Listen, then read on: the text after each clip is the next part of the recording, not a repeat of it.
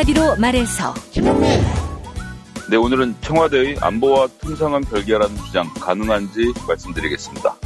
김성애 보좌관의 답정너. 오늘은 한국 GM 사태에 대해서 살펴보겠습니다. 이완배 기자의 경제의 속살. 오늘은 청년이여 마르크스를 읽자 소개해드리겠습니다. 정선태 교수의 오늘을 읽는 책. 네, 오늘은 조선일보의 전 주필 송희영에 대해서 말씀드리겠습니다. 정상근 기자의 오늘 미디어. 김용민 브리핑. 잠시 후 시작합니다.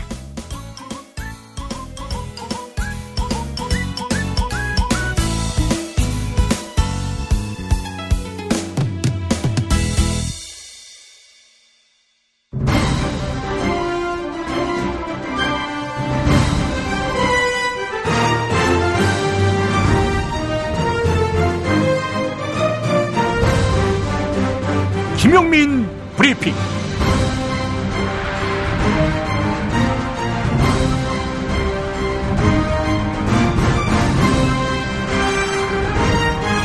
(2018년 2월 21일) 수요일입니다. 거액 적자로 망해가는 회사에서 세계 최고 임금을 받고 1,000만 원 성과급까지 챙겨온 노조가 철밥통을 버려야 한다. 한국 GM노조에 대한 조선일보의 질타입니다. GM노조는 강성일비한도 귀족노조로서 이번 사태 책임의 한 축이다. 한국 GM노조에 대한 자유한국당의 질타입니다. 조선일보는 한국 GM 노동자의 1인당 평균 임금이 2016년 기준 8,700만 원이라고 주장했습니다. 국내 자동차 업계의 평균은 9,213만 원입니다. 특별히 많이 받아가는 것이 아닙니다.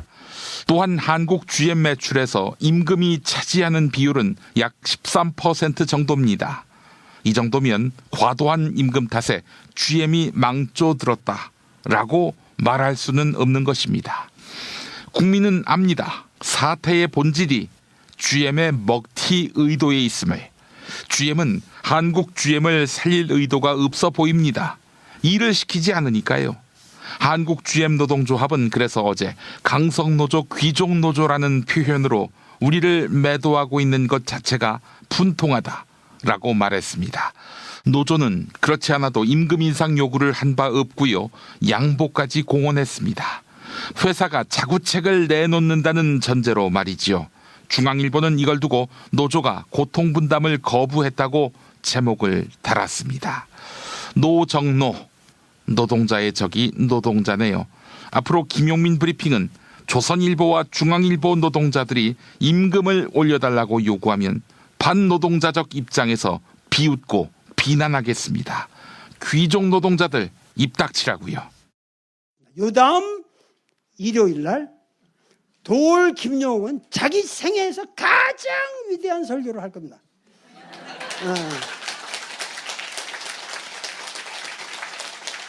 제목이 예수의 여자들입니다. 설교 제목이 예수의 여자들. 다음 시간에 강의를 안 들으면 평생 후에 나 2번 반복하네.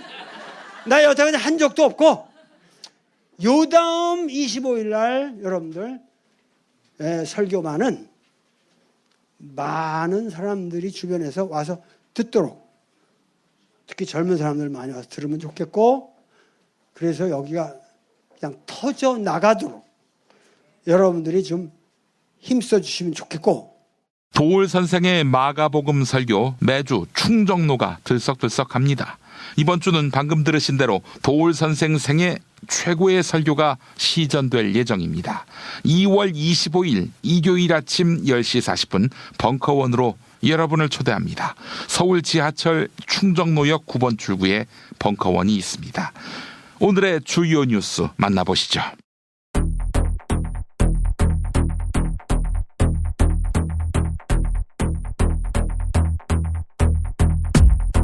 지난 월요일 평창 겨울올림픽 스피드 스케이팅 여자 팀 추월에서 팀워크 논란이 불거졌죠. 이에 국가대표팀의 팀워크에 문제가 있는 것 아니냐는 의혹이 제기됐는데요. 결국 어제 김보름 선수가 긴급 기자회견을 가졌습니다. 김보름 선수의 발언 들어보시죠. 정말 너무 죄송하게 생각하고요. 그리고 지금도 많이 반성하고 있고 진심으로 죄송하다고 말씀드리고 싶습니다. 한편 팀워크 논란의 진상을 밝혀달라는 청와대 청원 참여자가 하루 만에 20만 명을 돌파했습니다. 이번 청원은 청와대가 공식적으로 답해야 할 15번째 국민청원이 됐습니다.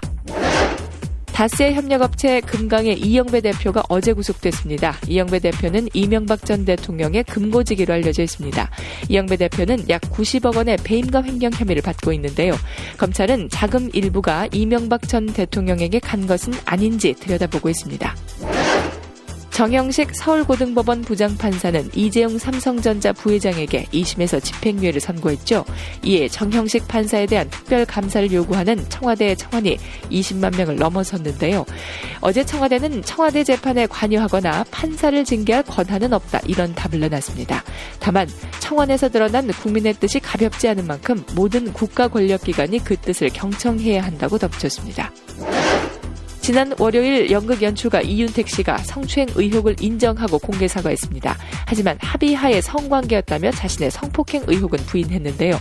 이에 극단 나비꿈의 이승미 대표가 뻔뻔한 거짓말이다, 이렇게 반박하고 나섰습니다. 아울러 연극계에서 소위 잘 나간다는 사람들도 몇 명만 빼놓고는 거의 성폭력 가해자다, 이렇게 목소리를 높였습니다.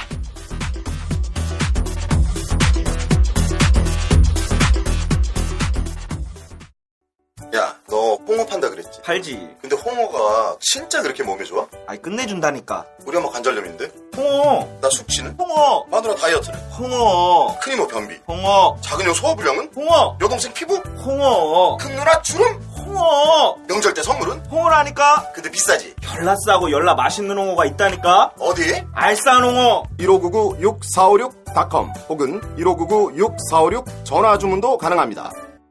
골반 잡자 바로 잡자 바디로직, 허리 통증 바로 잡자 바디로직, 몸매 교정 바로 잡자 바디로직, 자세가 좋아지는 골반 교정 타이즈 바디로직, 검색창에 골반 교정 바디로직. 삐딱한 남성 골반 허리에도 역시 바디로직입니다. 바디로직의 효과를 못 느끼셨다면 100% 환불해드립니다. 자세한 환불 조건은 홈페이지를 참조하세요. 납득이 안 돼, 납득이. 왜? 응? 그냥 먹지? 좋아? 묻지도 따지지도 않고 섭취하는 유산균과의 이별 선언. 미궁 유산균 사랑. 너를 위한 헌정 유산균, 나를 위한 적중 유산균. 매일매일 너에게, 빵빵한 너에게, 민감한 너에게, 약해진 너에게 유산균 사랑 4종 출시. 지금 검색창에 미궁 유산균 사랑을 검색하세요. 활력이 필요할 땐 뉴트리션 닥터스 콜라겐, 탱탱함이 필요할 땐 뉴트리션 닥터스 콜라겐, 콜라겐은 뉴트리션 닥터스, 콜라겐은 뉴트리션 닥터스. 약국에서 찾으세요.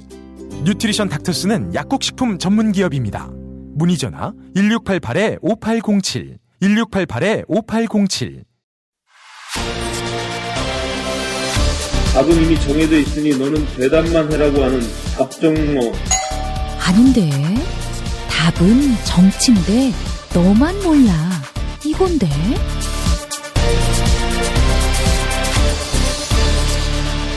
국민보좌관 김성회의 답정너.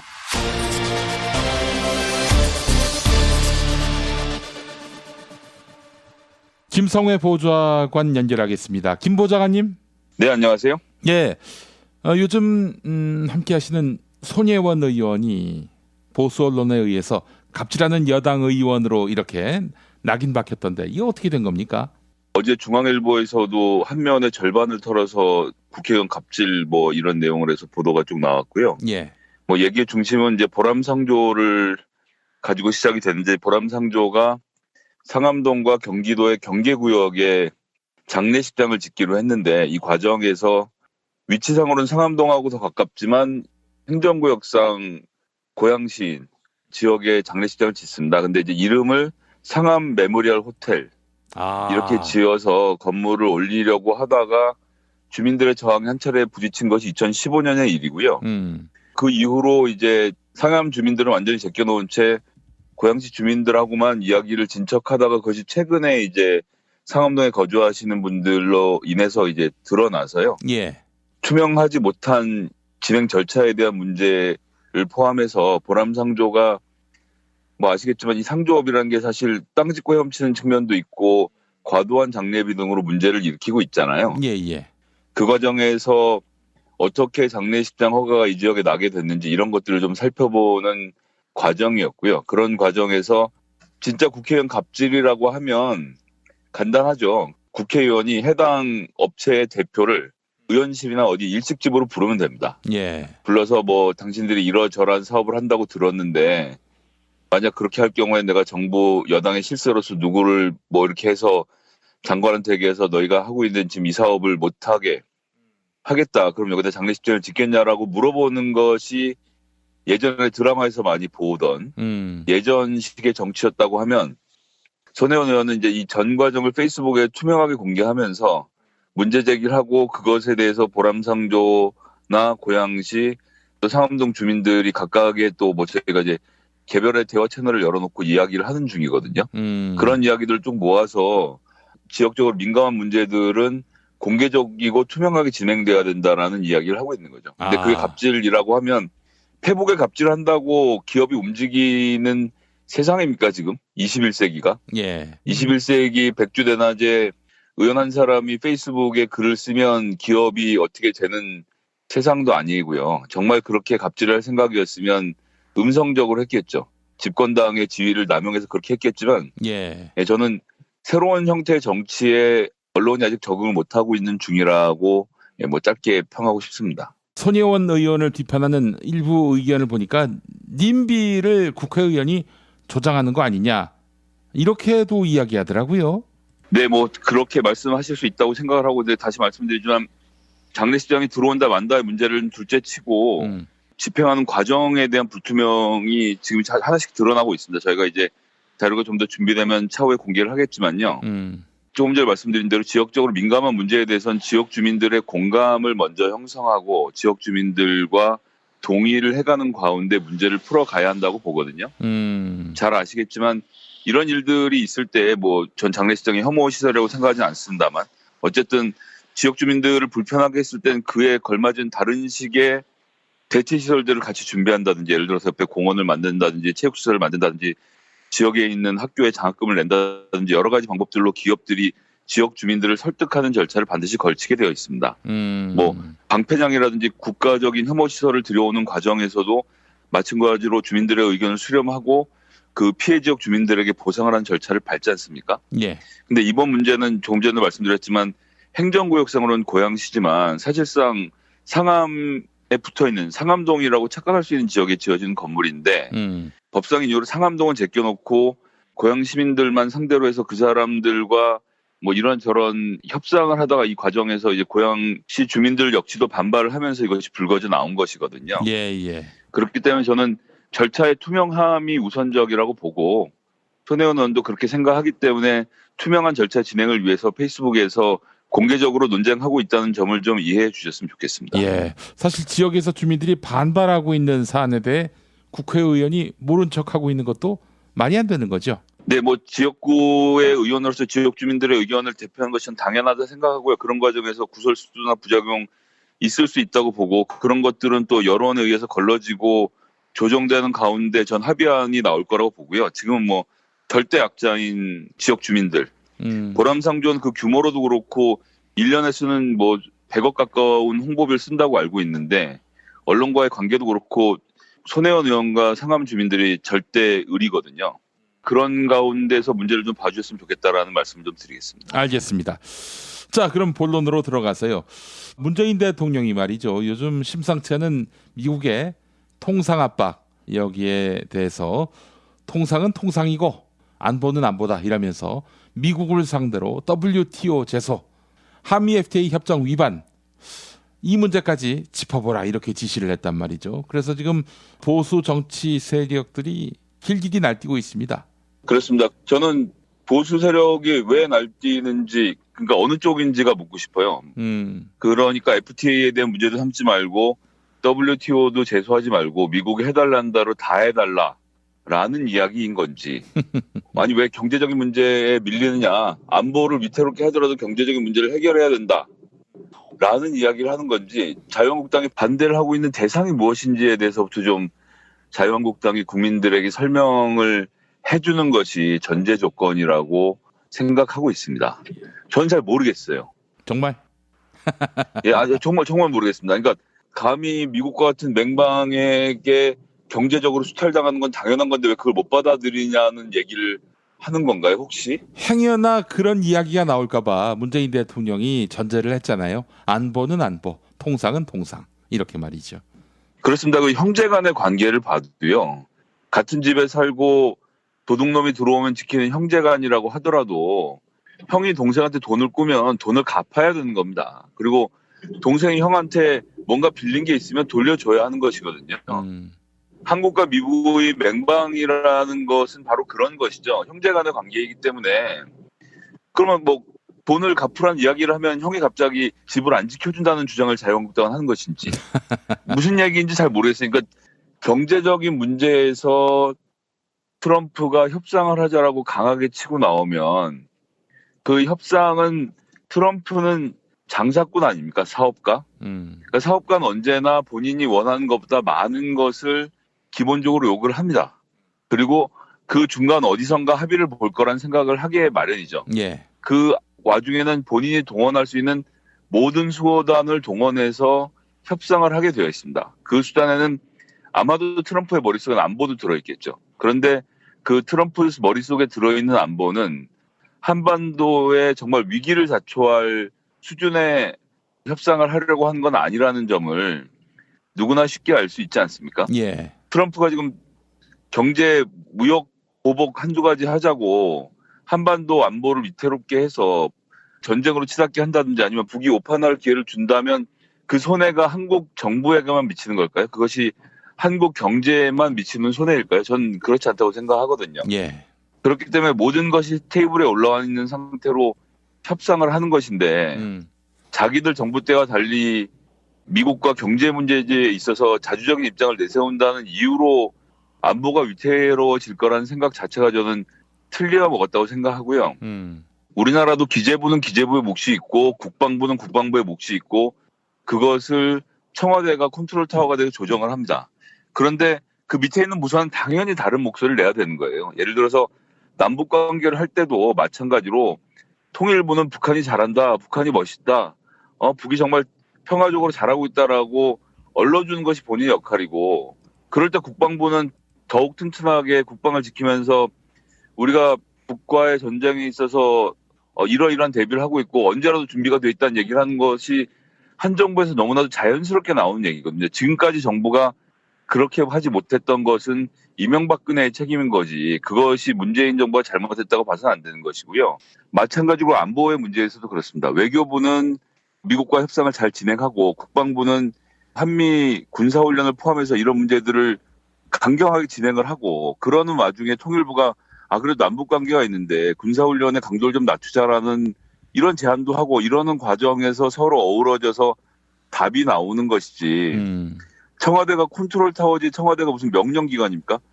이런 각각의 기관들이 본인의 목소리를 내기도 전에 청와대가 다 닥쳐라, 내가 시킨 대로 하라고 하는 것이 정상이겠습니까? 지금까지는 그렇게 해온 것이에요. 내부의 토론이랄 것이 없지, 최순실이 젊게 받아오면 박근혜가 그냥 그걸 실현해서 국정을 운영했던 게 바로 자유한국당의 민낯 아닙니까? 그런 자유한국당이 지금 문재인 정부의 이 투트랙을 가지고 비판을 한다는 자체가 저는 어불성설이라고 생각하고요. 예. 협상이라는 것은 가슴을 펴고 대등하게 하려고 노력했을 때 더 잘 이루어진다 생각을 하고, 이것의 전제는 누구나 알고 있지만 한미 간의 이 맹방, 형제 관계를 건드리지 않는 선에서, 그거는 우리나라도 그렇지만 미국도 그런 겁니다. 서로 건드리지 않는다는 전제와 약속 안에서 이루어지는 일이기 때문에 이것을 문제 삼다는 거 저는 글쎄 제 상식으로는 이해가 되지 않는 일입니다. 자, 근데 국내 상황은 그렇다 치고 정말 미국의 압박이 점점 심해지고 있는 양상이고요. 이런 와중에 한미 관계가 틀어지는 것은 아닌가. 뭐 사정을 잘 모르는 분들은 정말 이런 걱정합니다. 어떻게 보세요? 그러니까 이제 오늘 기사에서도 청와대가 19일에 아직 한미 정상 통화는 예정되어 있지 않다. 뭐 이런 얘기를 하는 거잖아요. 예. 그러면 한미 정상이 매일 통화를 하는 사이입니까? 저는 정말 되묻고 싶어요. 예전에 우병우하고 안태근이 뭐 1000번 통화했다고 했잖아요. 뭐 그 정도 해야 속이 시원할 것 같아요. 그분들은. 이런 식의 워딩들 누군가 기자가 질문을 했을 테고 청와대가 답변을 한 것을 가지고 부풀리는 건데 매일 물어보면 매일 통화한다고 답변하는 대변인이 어디 있겠습니까?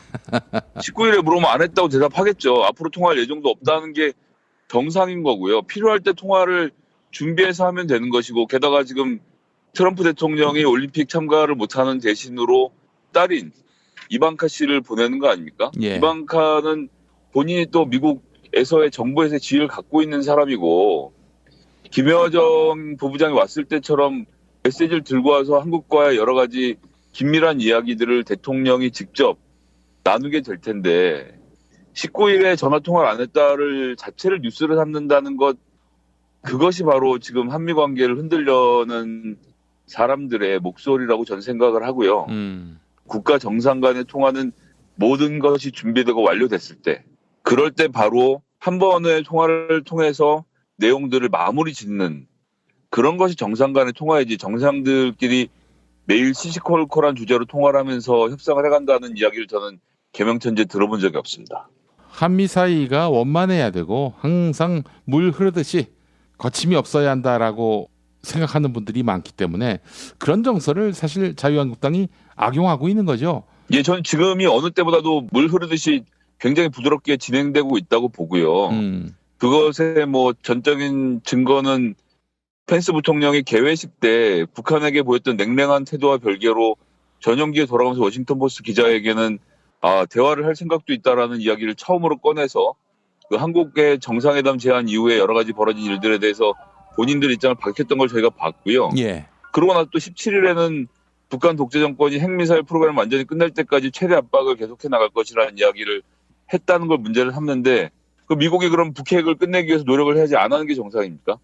그렇게 하면서도 대화의 여지를 둔다는 점을 알고 있는 기자들이 기사에 적지 않는다는 것 자체가 좀 문제가 있다고 봅니다. 그리고 또 우리가 눈여겨봐야 될 부분이 트럼프가 지금 미국 내에서 크게 지지를 받지 못하고 있어요. 네, 그렇습니다. 이제 중간선거를 앞두고 있고 중간선거에서 지난번에 말씀드렸던 대로 하원의원의 전체, 상원의원의 3분의 1이 바뀌는데 이번 선거를 통해서 민주당이 다수당이 될 확률이 아주 높아지는 상태가 됩니다. 한국과 달리 미국은 정부가 입법을 할 수가 없습니다. 모든 법안은 의회를 통해서만 만들어지거든요. 예. 그렇기 때문에 행정부 권력만 가지고는 정부가 운영을 하기 여러 가지 어려운 측면이 있고 의회와 협조를 해야 하는데 지금 현재 민주당의 기조 자체는 트럼프 행정부와 협조하겠다는 생각이 별로 없는 상태거든요. 국민들의 지지도 매우 낮은 상태고 그렇기 때문에 미국은 어떤 식으로든 특히 트럼프 대통령은 돌파구를 만들어내야 하는 상황이고요. 예. 외교적으로 봤을 때는 한반도의 평화 문제로 해결을 하거나 아니면 북핵을 폭격하거나 어떤 이런 선택의 여지를 두고 지금 재고 있는 중인 거죠.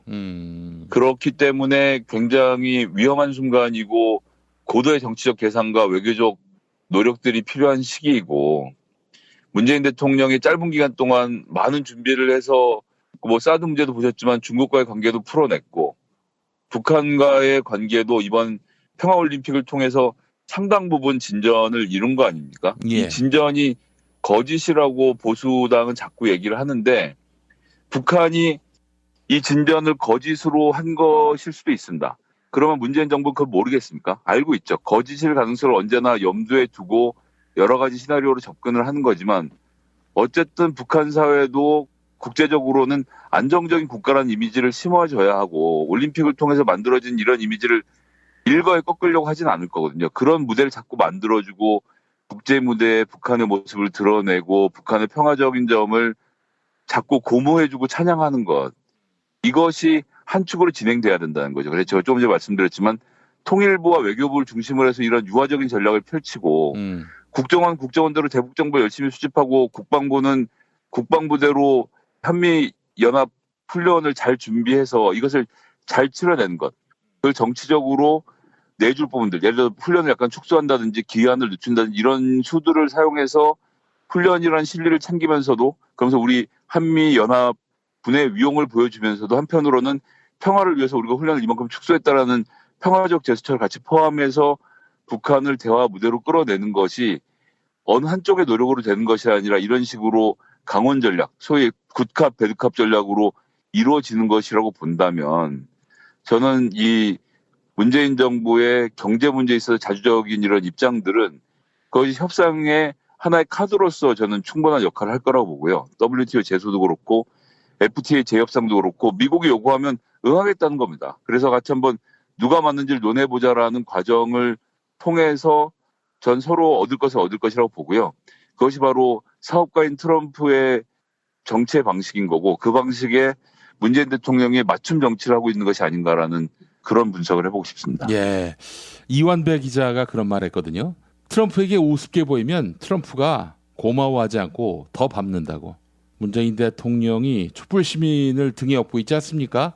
한국민의 높아진 정치의식, 시민의식 이걸 배경에 깔고 트럼프에게 할 말하는 지금 스탠스를 취하고 있단 말이죠. 예, 전 뭐 올림픽 이후로 또 지지율이 다시 올라가고 있고 70% 선에서 정말 많은 국민들이 지지를 해주고 있는 이런 정부라고 한다면 충분히 자신감을 가지고 협상에 나설 수 있다고 보고요.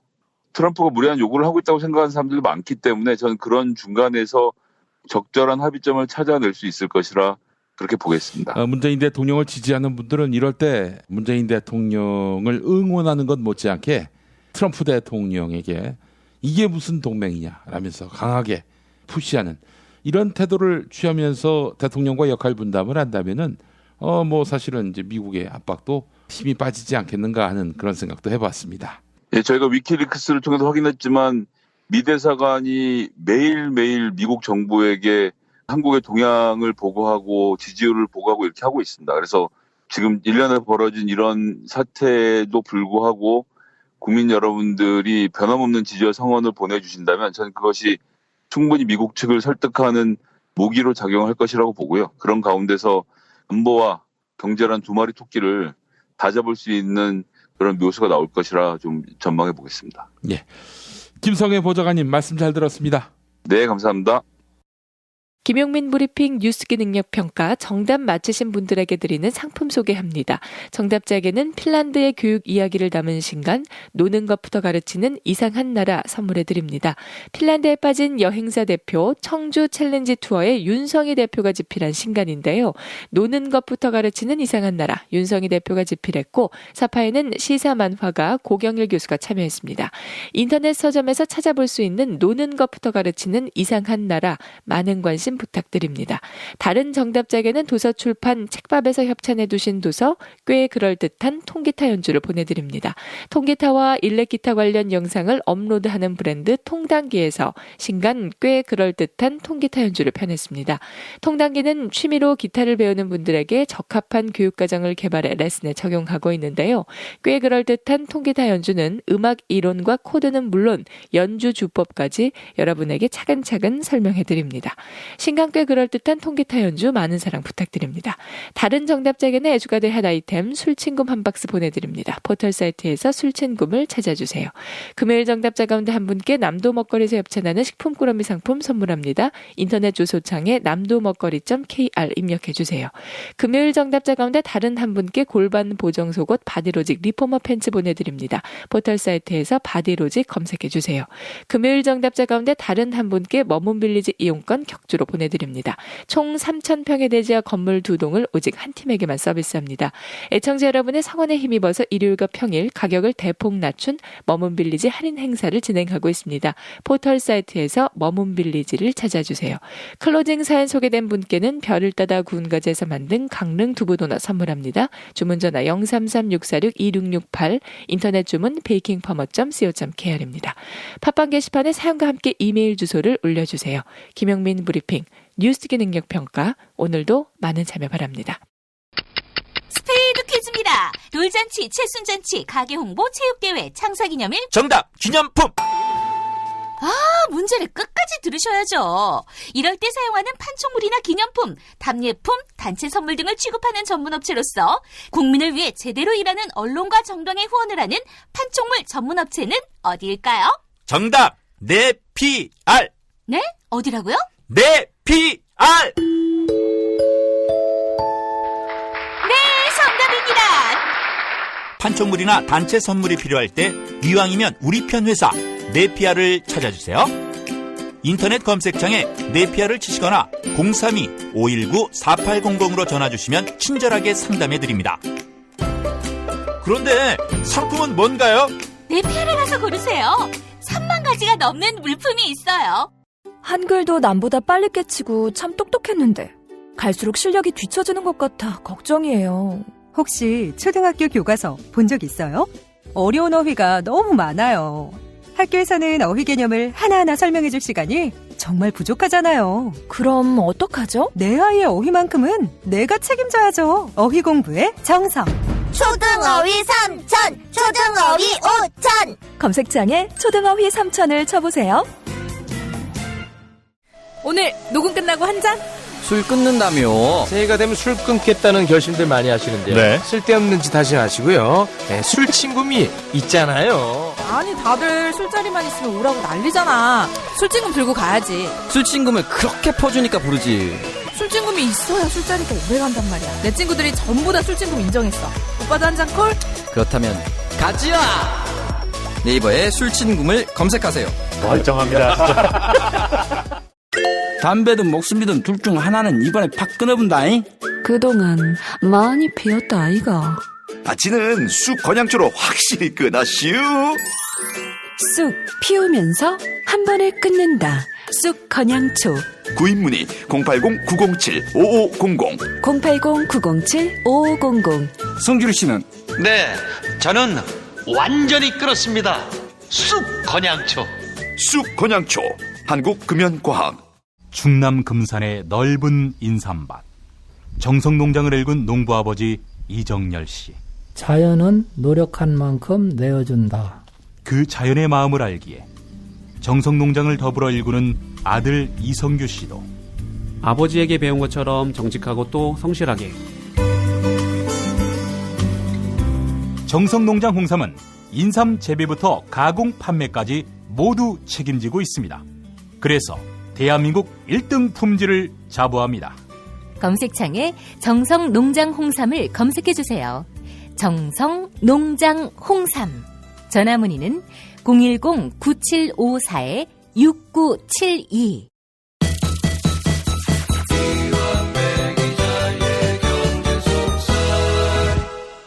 민중의 소리 이완배 기자 만나겠습니다. 이완배 기자님. 네, 안녕하십니까. 예. 우리나라 재벌들만 양아치인 줄 알았더니, 이거 아메리카에도 양아치가 있었네요. 네, 그동안 한국 양아치들만 보다가 글로벌 양아치를 보니까 좀 신선하기도 하죠. 네, 그래서 오늘은 글로벌 양아치라고 불리기에 충분한 한국 GM이 벌리고 갔던 사태를 좀 점검해보는 시간을 갖겠습니다. 예. 이 사태에 대한 개발적인 이야기들은 이미 청취자 여러분들께서 충분히 들으셨을 것 같아서 세세한 이야기는 생략하겠습니다만, 대략적으로 말씀드리면 한국 GM이 군산공장 철수를 결정했고요. 현재 한국 정부의 지원을 요청한 상태죠. 그리고 지원이 없으면 한국에서 궁극적으로 철수할 수도 있다. 이런 협박성 뉘앙스를 지금 내비치고 있는 겁니다. 두 가지만 전제를 드리고 이야기를 시작하겠습니다. 우선 첫째로요.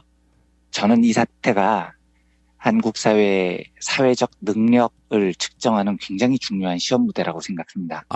그리고 둘째로 이 시험 무대가 왜 중요하냐면 우리는 앞으로 이런 비슷한 일을 너무 많이 맞닥뜨려야 될 가능성이 높습니다. 그러니까 아마 이제 오늘 제가 이런저런 이야기를 드리면 많은 분들이 좀 불편하실 수도 있을 거예요. 특히 노동운동 하시는 분들도 이 방송을 많이 들으실 텐데 상당히 불편하게 들리실 대목이 있습니다. 어떤 거냐면 우리가 이제 노동운동계나 민족민주운동 진영이라고 불리는 곳에서 약간 금기시되는 대목이 있어요. 예. 그러니까 노동자는 어떤 경우도 해고돼서는 안 된다 이런 겁니다. 이건 노동자들의 생계가 걸려있는 문제고요.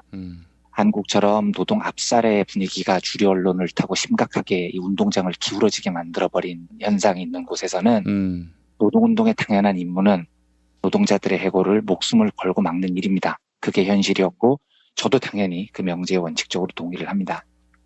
근데 문제는 우리가 노동자들의 해고를 막아야 한다는 운동진영의 절박한 과제에 동의하지만 지금 이제 우리가 살고 있는 자본주의가요, 너무 빠른 속도로 변화하고 있다는 겁니다. 그러니까 이거 정말 좀 오해하지 말고 들어주십시오. 그러니까 자본주의의 빠른 변화에 노동자들이 제일 먼저 희생이 돼야 한다거나 유연화라는 말도 안 되는 이데올로기를 바탕으로 노동자들의 생명이 제일 먼저 소진돼야 된다는 뜻이 절대 아닙니다. 예. 제가 한 10여 년 정도 세상이 변하는 속도를 보면 산업구조 조정이라는 거요, 이거 거의 필연적으로 일어날 수밖에 없는 현실인 것 같습니다. 그러니까 한국 재벌들이 노동자들을 알기를 파리 목숨으로 아는 개떡 같은 놈들이라는 건 뭐 저도 완전히 동의하지만요. 그것과 별개로 세상이 변하는 속도에 의해서 결과적으로 산업 자체가 눈부시게 바뀔 가능성이 너무 높다는 거죠.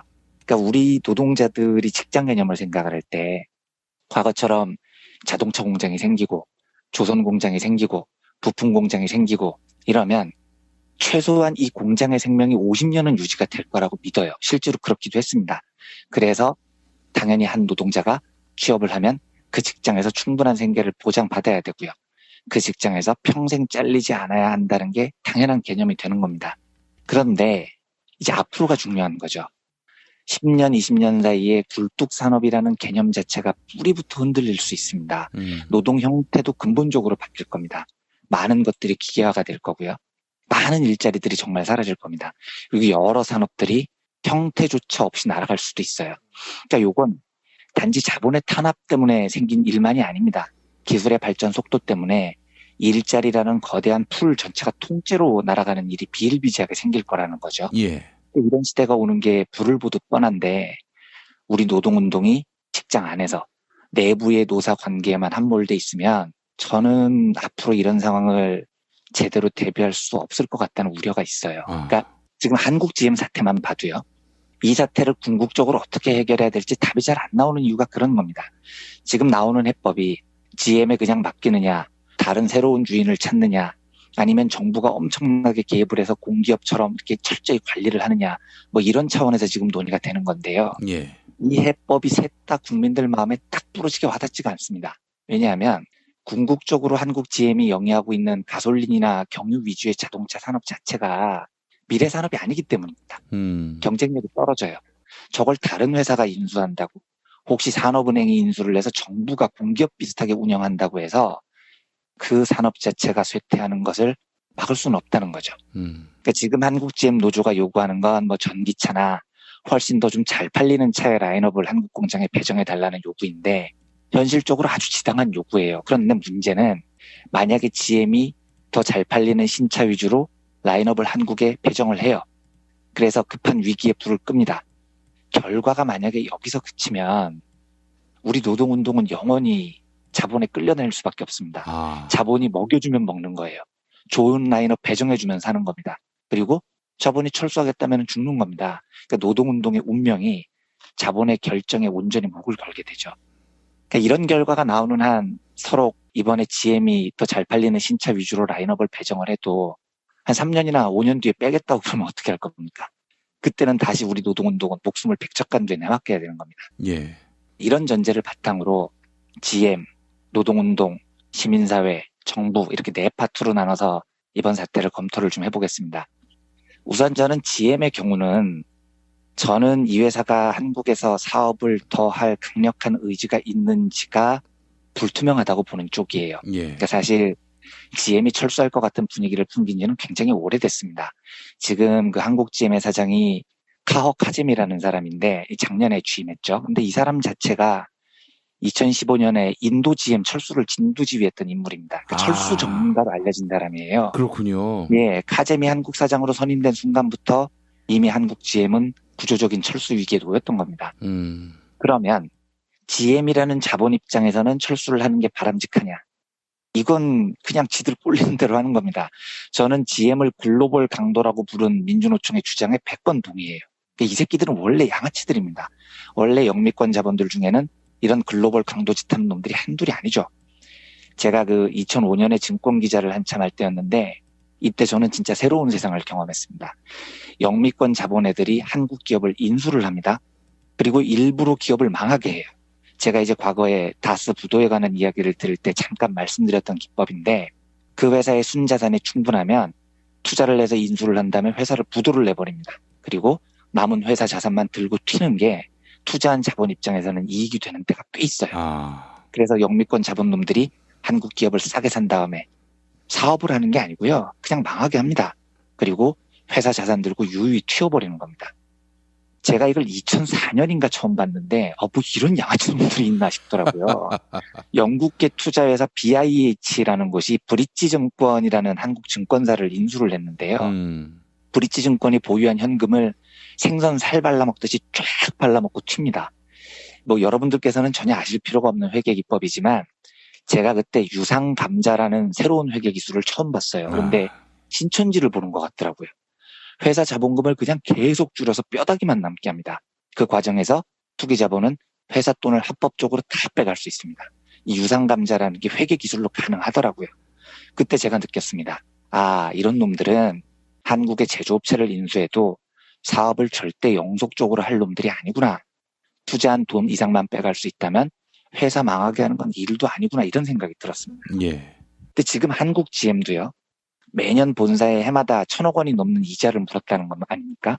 자기들끼리 이제 고리대금 장사를 하는 거죠. 또 매년 수백억 원의 업무 지원비를 본사로 몰아줬다는 거예요. 그래서 한국 GM에서 난 이익을 다 본사로 넘겼다는 의혹이 있습니다. 저는 이거 거의 사실일 거라고 봐요. 그러면 이제 우리 상식에 한국 GM도 GM의 회사인데 왜 여기를 망하게 하지? 이런 생각이 들죠. 근데 이건 천만의 말씀입니다. 영미권 자본들은 외국에서 사업을 할 때 영속 사업을 하는 게 목적이 아닙니다. 여기서 투자한 돈 이상만 빼갈 수 있으면 그 나라 회사를 망하게 하는 건 일도 아닌 겁니다. GM이 2001년에 대우자동차를 꼴랑 5천억 원에 인수했거든요. 그런데 추정이지만 지금까지 빼간 돈이 벌써 2조가 넘는다는 거죠. 이미 뽑을 만큼 다 뽑았습니다. 지금 GM 입장에서는 한국 GM 망하게 하는 건 일도 아니라는 겁니다. 그러니까 저는 저런 행태를 미국 자본의 날강도 짓이라고 확신해요. 근데 문제는 저 새끼들 진짜 나쁜 놈들이다. 진짜 날강도다. 하고 비난해 본들 뭐가 나아지냐는 거죠. 걔들은요.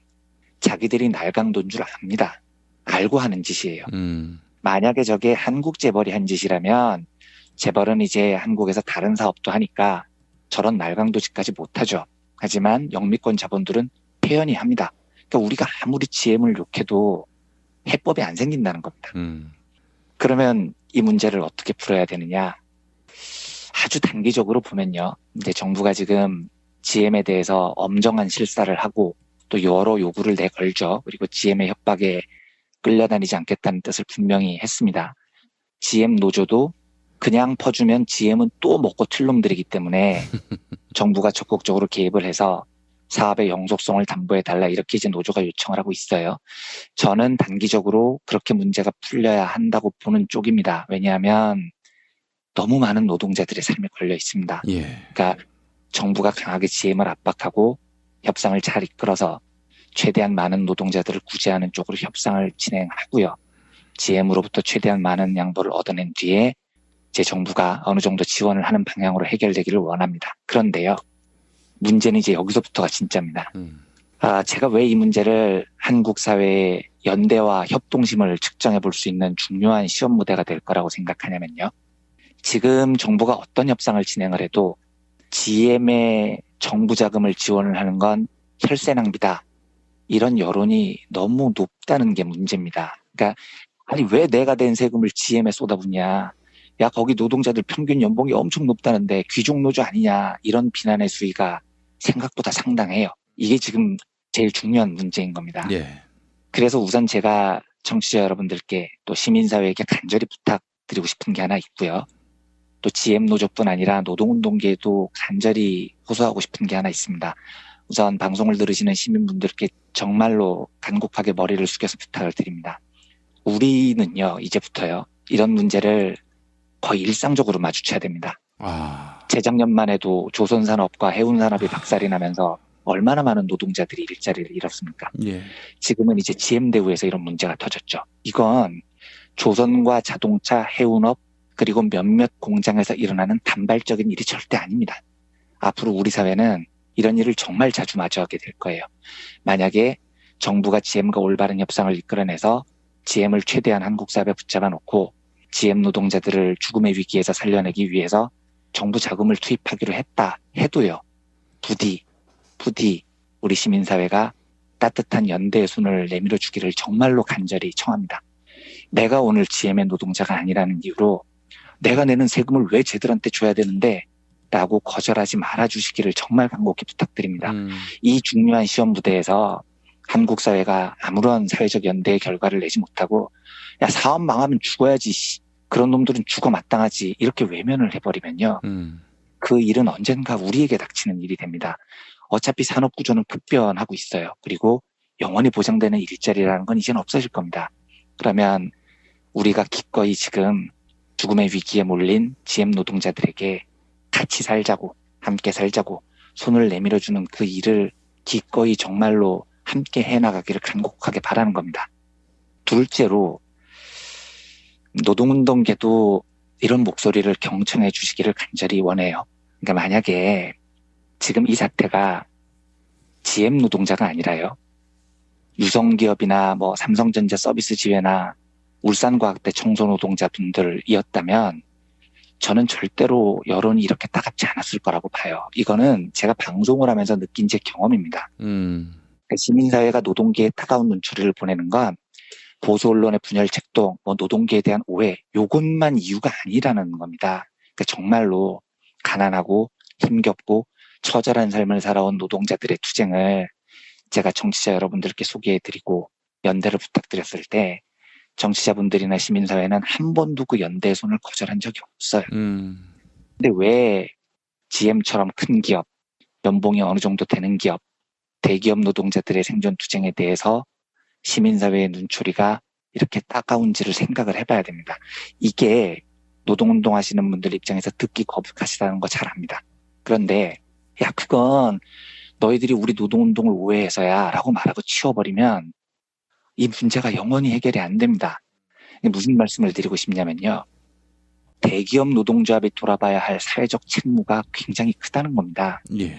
노동운동을 하면서 사업장 내에서 우리 조합원들의 임금, 우리 조합원들의 일자리를 지키는 데 집중했던 것만큼 사회적 약자들의 삶을 돌보는데 우리 노동운동이 충분히 헌신적이었는지를 돌아봐야 돼요. 그러니까 이 말씀을 들으시고 화를 내시는 분들의 마음도 이해합니다. 우리 충분히 싸웠어. 우리 충분히 연대하려고 했어. 우리 얼마나 노력했는데 라고 말씀하실 수도 있을 것 같아요. 그런데 우리가 아무리 스스로 충분히 연대했다고 생각을 해도 만약에 보시는 분들이 불충분했다고 느끼면 그건 불충분했던 겁니다. 그러니까 제가 자꾸 말씀드리지만 GM 사태 같은 일은 이제부터 정말 비일비재하게 일어날 겁니다. 그렇게 되면 결국 우리 노동자들의 삶은 사회적 연대를 통해서 푸는 방법밖에 없습니다. 영원할 것 같았던 대형 조선소도 망하고 대형 자동차 업체도 낮아빠지는 판인데요. 대마불사란 말이 사라졌어요? 그렇습니다. 그게 이제 시대가 그렇게 돼버린 겁니다. 그러면 우리 노동운동은 필연적으로 시민사회의 연대에 도움의 손길을 요청해야 돼요. 이런 투쟁은 여론에서 지면 무조건 지는 겁니다. 그래서 내 사업장 안의 임금 처우를 개선하는 일도 중요하지만 대기업 노동자라면요. 그리고 비교적 삶의 여유가 있는 노동자라면 나의 사업장에 걸린 투쟁보다도 사회적 연대의 투쟁에 더 큰 힘을 모아야 됩니다. 때로는 내 사업장에서 손해를 보는 일도 기꺼이 감수를 해야 됩니다. 제가 이런 이야기를 하면 역시 이완배는 현장 투쟁 경험이 없어서 참 공자님 말씀만 해 이런 이야기를 하시는 분들이 있어요. 뭘 모르니까 저런 헛소리를 하지 이렇게 답을 주십니다. 그런데 저는 이 공자님 말씀이 없으면 노동운동이 여론을 얻지 못한다는 걱정을 세게 합니다. 대기업 노동자일수록 먼저 내주고 먼저 희생하고 먼저 약자를 위해서 헌신해야 됩니다. 그렇지 않으면 노동운동이 필연적으로 맞이할 산업구조조정 국면에서 여론의 지지를 얻어낼 수가 없다는 겁니다. 그리고 이제 마지막으로 정부 쪽에도 간곡하게 부탁을 드립니다. 제가 이 한국 GM 사태를 보면서 생각보다 기업 전체가 날아가는 공장 하나가 통째로 날아가는 산업구조조정 국면이 더 빨리 다가올 것이라는 불길한 예감이 들어요. 이게 피할 수 없는 숙명 같은 겁니다. 그러면 노동자들이 일자리를 잃어도 다시 비슷한 일자리를 찾을 가능성이 낮아질 겁니다. 산업 하나가 통째로 날아가는데요. 이때를 대비할 유일한 방법은 지속 가능한 복지국가가 되는 겁니다. 사회 안전망을 빠른 속도로 갖춰 나가는 거예요. 평생 자동차만 만든 노동자들이 다른 일을 할 엄두를 못 내죠. 하지만 북유럽 국가들이 그랬던 것처럼 사회 안전망이 충분히 갖춰지면 충분한 실업급여와 충분한 재교육 시스템을 바탕으로 노동자들에게 다음 직장을 구할 수 있는 안전한 사회가 만들어지면 이 문제가 해결이 됩니다. 지속 가능한 강력한 복지국가가 돼야만 가능한 일이라는 거죠. 그래서 뭐 여러 어려움이 있겠지만 생각보다 이런 시대가 빨리 오는 만큼 정부가 복지국가를 향한 가속 페달을 더 힘차게 밟아줬으면 좋겠습니다. 제 생각에는 정말 중요한 시험 무대가 우리 한국 사회에 닥쳤어요. 한국 GM 노동자들의 생존을 위해서 우리 시민사회가 야 너는 죽어도 돼가 아니라 따뜻한 연대의 손을 내미는데 주저치 않아주기를 소망하고요. 대기업 노동자들께서도 노동운동의 지도부들께서도요. 시민사회가 노동운동을 보는 눈이 따사롭지 않다면 그 이유가 무엇인지를 조금 더 깊이 생각해 주시고 곧 닥칠지도 모르는 산업구조조정 시대를 대비해서 더 노동운동에 헌신적으로 사회 속으로 뛰어들어 주기를 간절히 바랍니다. 그래서 이번 시험 부대를 우리가 연대와 협동을 통해서 이겨나가면서 이게 누구나 처할 수 있는 위험이거든요. 누구나 비슷한 위험에 처했을 때 서로 도울 수 있는 사회를 만들어 나가면, 그러니까 내가 지금 여유가 좀 있으면 기꺼이 나보다 남을 먼저 생각하는 사회를 만들 수 있다면 그런 기반을 닦는 계기가 되기를 간절히 바라는 마음으로요. 예, 오늘 뭐 브리핑을 이 정도로 정리를 하도록 하겠습니다. 네. 얼마나 심각한 산업 구조 조정이 이루어질지 염려가 되고 말이죠. 잘 정말 준비를 해야 됩니다. 이번 일을 정말 잘 해결을 해서 죽음의 위기에 내몰린 노동자들을 같이 살자고 손을 내밀어 주면서도 앞으로 그런 위기에 닥칠 노동자들을 위한 여러 사회 안전망을 갖추고 연대의 시스템을 마련해야만 우리가 살 길을 찾아 나갈 수 있는 거죠. 예. 저는 산업 구조 조정 얘기가 나와서 그런데 전에도 한번 말씀드렸던 것 같습니다만은 사실 지금 신문이 제작되는 시스템을 CTS라고 하지 않습니까? 근데 그 이전에는 이제 식자공이라고 해서 활자 하나하나를 뽑아다가 이렇게 판을 짜고 신문을 인쇄하고 그랬던 시절이 있었는데 모든 작업들이 다 컴퓨터로 이루어지면서 이 식자공들은 어떻게 지내나 알아봤더니 그 식자공들에게 컴퓨터 타이핑 기술을 학습시켜서 그렇게 썼다고 하더라고요. 많은 신문들이. 그래서 이거 참 멋있다. 속으로는 또 그렇게 생각을 했었는데 지금 같은 경우에는 아이고 무슨 식자공 왜 있어? 다 그만두게 해야지. 아마 이럴 겁니다. 틀림없이.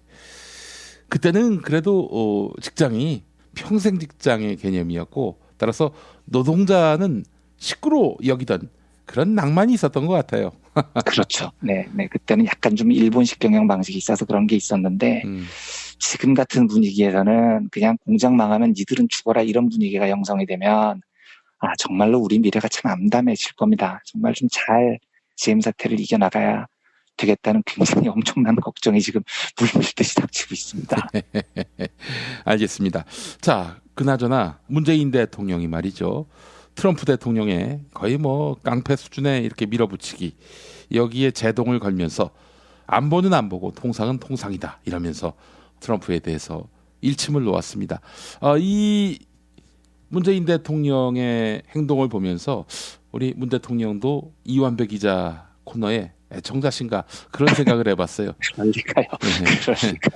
그게 아니고 매우 지당하고 매우 온당하고 올바른 결정이고 당연히 그런 올바른 결정을 할 만한 능력과 뚝심이 있는 정부죠. 제가 그 문제에 대해서는 이제 내일 다시 한번 자세히 말씀드리도록 하겠습니다. 요즘 아이템이 아주 넘쳐납니다. 그죠? 정말 신나 죽겠습니다. 알겠습니다. 내일 또 뵙도록 하겠습니다. 이완배 기자님 수고하셨습니다. 네, 감사합니다. 부모님의 생신 또는 기념일에 아주 특별한 선물을 준비하고 계십니까? 부모님의 소중한 일생을 되돌아볼 수 있는 기억의 책을 선물해보세요.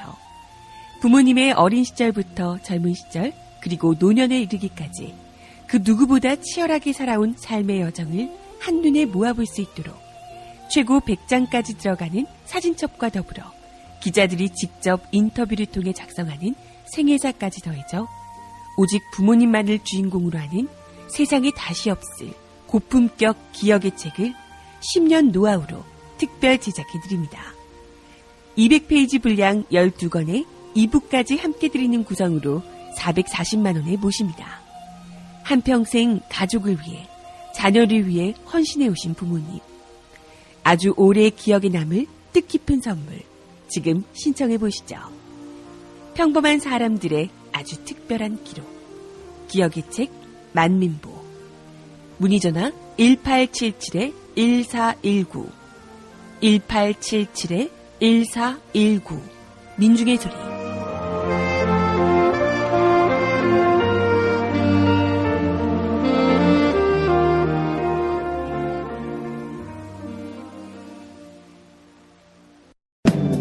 진실은 반드시 밝혀진다고. 무엇이 진실입니까? 대통령이라고 하는 지위를 진실을 밝히지 않는 데에 역이용해서. 김보영 아나운서가 함께합니다. 아프니까 팩트다. 안녕하세요. 아프니까 팩트다. 김보영입니다. 평창 겨울올림픽 스피드스케이팅 여자 팀 추월 경기에서 우리 대표팀이 석연치 않은 플레이로 준결승 진출에 실패했습니다. 팀 추월 경기는 가장 늦게 들어온 선수의 기록이 팀의 기록으로 측정되죠. 그런데 노선영 선수가 뒤로 처진 채 김보름 선수와 박지우 선수가 먼저 결승선을 통과하는 장면이 연출된 것입니다. 이에 대해 선수들은 의사소통이 제대로 되지 않았다고 말했습니다. 김보름 선수와 박지우 선수가 경기 직후에 가진 인터뷰 들어보시죠. 라프를 잘 가고 있었거든요. 생각했던 것보다 되게 잘 가고 있었는데 마지막에 조금 선수들끼리 격차가 벌어지면서 좀 기록이 잘 안 나왔던 것 같아요. 이거 저희의 의사소통의 문제도 있고 사실 선영 언니가 이렇게 될 거라는 생각을 아예 안 했던 건 아니었는데 그거 저희가 근데 기록 욕심도 있다 보니까 하지만 팀플레이가 실종됐다는 비판이 나왔고 이번 논란은 청와대 국민청원까지 확산됐습니다. 김보름 선수와 박지우 선수의 국가대표 자격 박탈 그리고 빙상연맹에 대한 조사를 요구하는 청와대 청원에 20만 명 이상이 참여한 것인데요. 먼저 우리 대표팀이 가장 걱정했던 건 노선영 선수의 체력이었습니다. 지난달 노선영 선수는 5일 동안 훈련을 하지 못했습니다. 대한빙상경기연맹의 행정처리 미숙으로 올림픽 출전 자격을 잃었기 때문입니다. 하지만 러시아 선수가 도핑 문제로 올림픽에 참가하지 못하면서 노선영 선수에게 우여곡절 끝에 출전권이 부여됐는데요. 이에 대표팀은 훈련을 5일이나 빠진 노선영 선수에게 최대한 부담이 덜 가는 전략을 짰습니다. 김보름 선수가 3바퀴, 박지우 선수와 노선영 선수가 1바퀴 반씩 제일 앞에 서서 팀을 이끌게 된 것입니다. 이른바 바람막이 역할을 하는 맨 앞에 있는 선수의 체력 소모가 가장 크기 때문인데요. 하지만 6바퀴 가운데 마지막 1바퀴가 문제가 됐습니다. 김보름, 박지우, 노선영 선수 순서로 트랙을 돌았는데 노선영 선수가 멀리 뒤처진 것입니다. 이에 대해 김보름 선수는 3분 00초 때면 준결승에 진출할 거라고 예상했다. 그래서 기록을 보고 마지막 바퀴 때 힘껏 달렸다. 이렇게 설명했습니다. 또한 백철기 대표팀 감독은 원래 마지막 바퀴에서 노선영 순서의 위치는 2번째였다. 원래 작전을 밀어붙이지 못한 내 책임이 크다. 이렇게 밝혔는데요. 하지만 제갈성렬 SBS 해설위원은 선수들은 경기 상황을 보고 유연하게 대처해야 한다. 기록이 늦더라도 노선영을 뒤에서 밀어주면서 달렸어야 한다. 이렇게 말했습니다. 특히 일부 빙상인들은 팀 추월은 3명이 같이 붙어서 달리기 때문에 숨소리까지 다 들린다. 많이 떨어져 있었다면 숨소리가 들리지 않았을 것이라 뒤처져 있었다는 걸 알았을 것이다. 라고 입을 모았습니다. 레이스 직후 홀로 고개를 숙이고 앉아있던 노선영 선수는 인터뷰 없이 경기장을 빠져나갔습니다. 지금까지 아프니까 팩트다였습니다. 다이어트는 결국 먹는 게 문제다! 문제긴 하지. 매끼 식단 챙기기도 번거롭고 빼도 금세 다시 찌고. 아직도 몰라? 비타샵 다이어트를 해봐. 안 그래도 궁금했는데 어떻게 뺀 거야? 몇 개월 한 거야? 몸에는 안 나빠? 물어 뭐래. 비타샵 가봐. 같이 해. 1522-6648 혹은 비타샵을 검색해 주세요.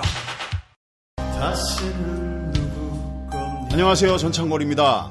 새싹 땅콩차의 전창걸몰에서는 엄선된 원료와 최고의 품질로 프리미엄 차문화를 선도하는 제임스 티스푼과 함께 로얄 캐모마일, 오렌지 레몬그라스, 히비스커스, 애플 시나몬 홍차, 루이보스 오렌지, 보이차, 제임스 티스푼 9종 특선을 비롯 제임스 알커피 핸드드립 원두커피 선물 세트까지 설맞이 런칭 기념 파격 특별 할인가 선물 세트를 준비했습니다. 소중한 분들에게 드리는 고마운 마음, 전창걸몰닷컴과 함께 하시죠. 전화문의 070-8635-1288 070-8635-1288 4대강만 먹조라떼. 엄마, 이따가 독서실 갔다 올게. 현미 쌀국수 해줘. 여보, 우리 남도 여행 갔을 때 먹었던 나주곰탕 생각난다. 알았어. 내가 남도 먹거리 쇼핑몰에서 한 방에 해결하지. 남도 먹거리 쇼핑몰의 국민건강 프로젝트. 전통 방식 그대로 100% 한우 나주곰탕과 현미 쌀국수로 가족의 건강을 책임집니다. 남도 먹거리의 특판 4종 세트를 만나보세요. 다음 포털에서 남도 먹거리를 검색하시거나 주문 전화 1544-1669 1544-1669로 전화주세요. 심심할 땐 줌바라. 피곤할 땐 짜증날 땐 줌바라. 배고플 땐 줌바라. 화가 날 땐 우울할 땐 줌바라. 좀 봐라. 좀 봐라. 줌바라가 뭔데? 유튜브에서 줌바라를 검색해봐. 무료로 웹 애니메이션을 볼 수 있는 채널 줌바라 TV.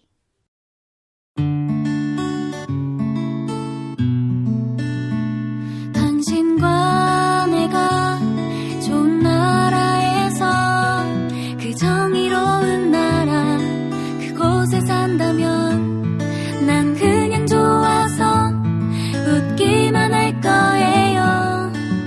당신의 뉴스 보좌관 김용민 브리핑.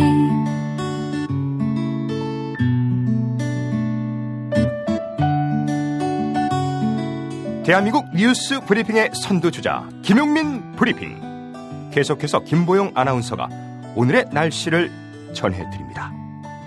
날씨를 전해드립니다. 오늘은 반짝 추위가 찾아옵니다. 아침 기온 서울 영하 5도, 대전, 광주 영하 4도와 영하 2도, 대구 영하 2도를 나타내겠습니다. 낮 기온 서울 4도, 춘천, 전주 5도, 부산 9도로 예상되는데요. 다만 하늘은 대체로 맑겠고 바람도 강하지 않겠습니다. 미세먼지 농도는 전국에서 보통 단계를 나타낼 전망입니다. 여기는 대한민국 브리핑 1번지 김용민 브리핑입니다.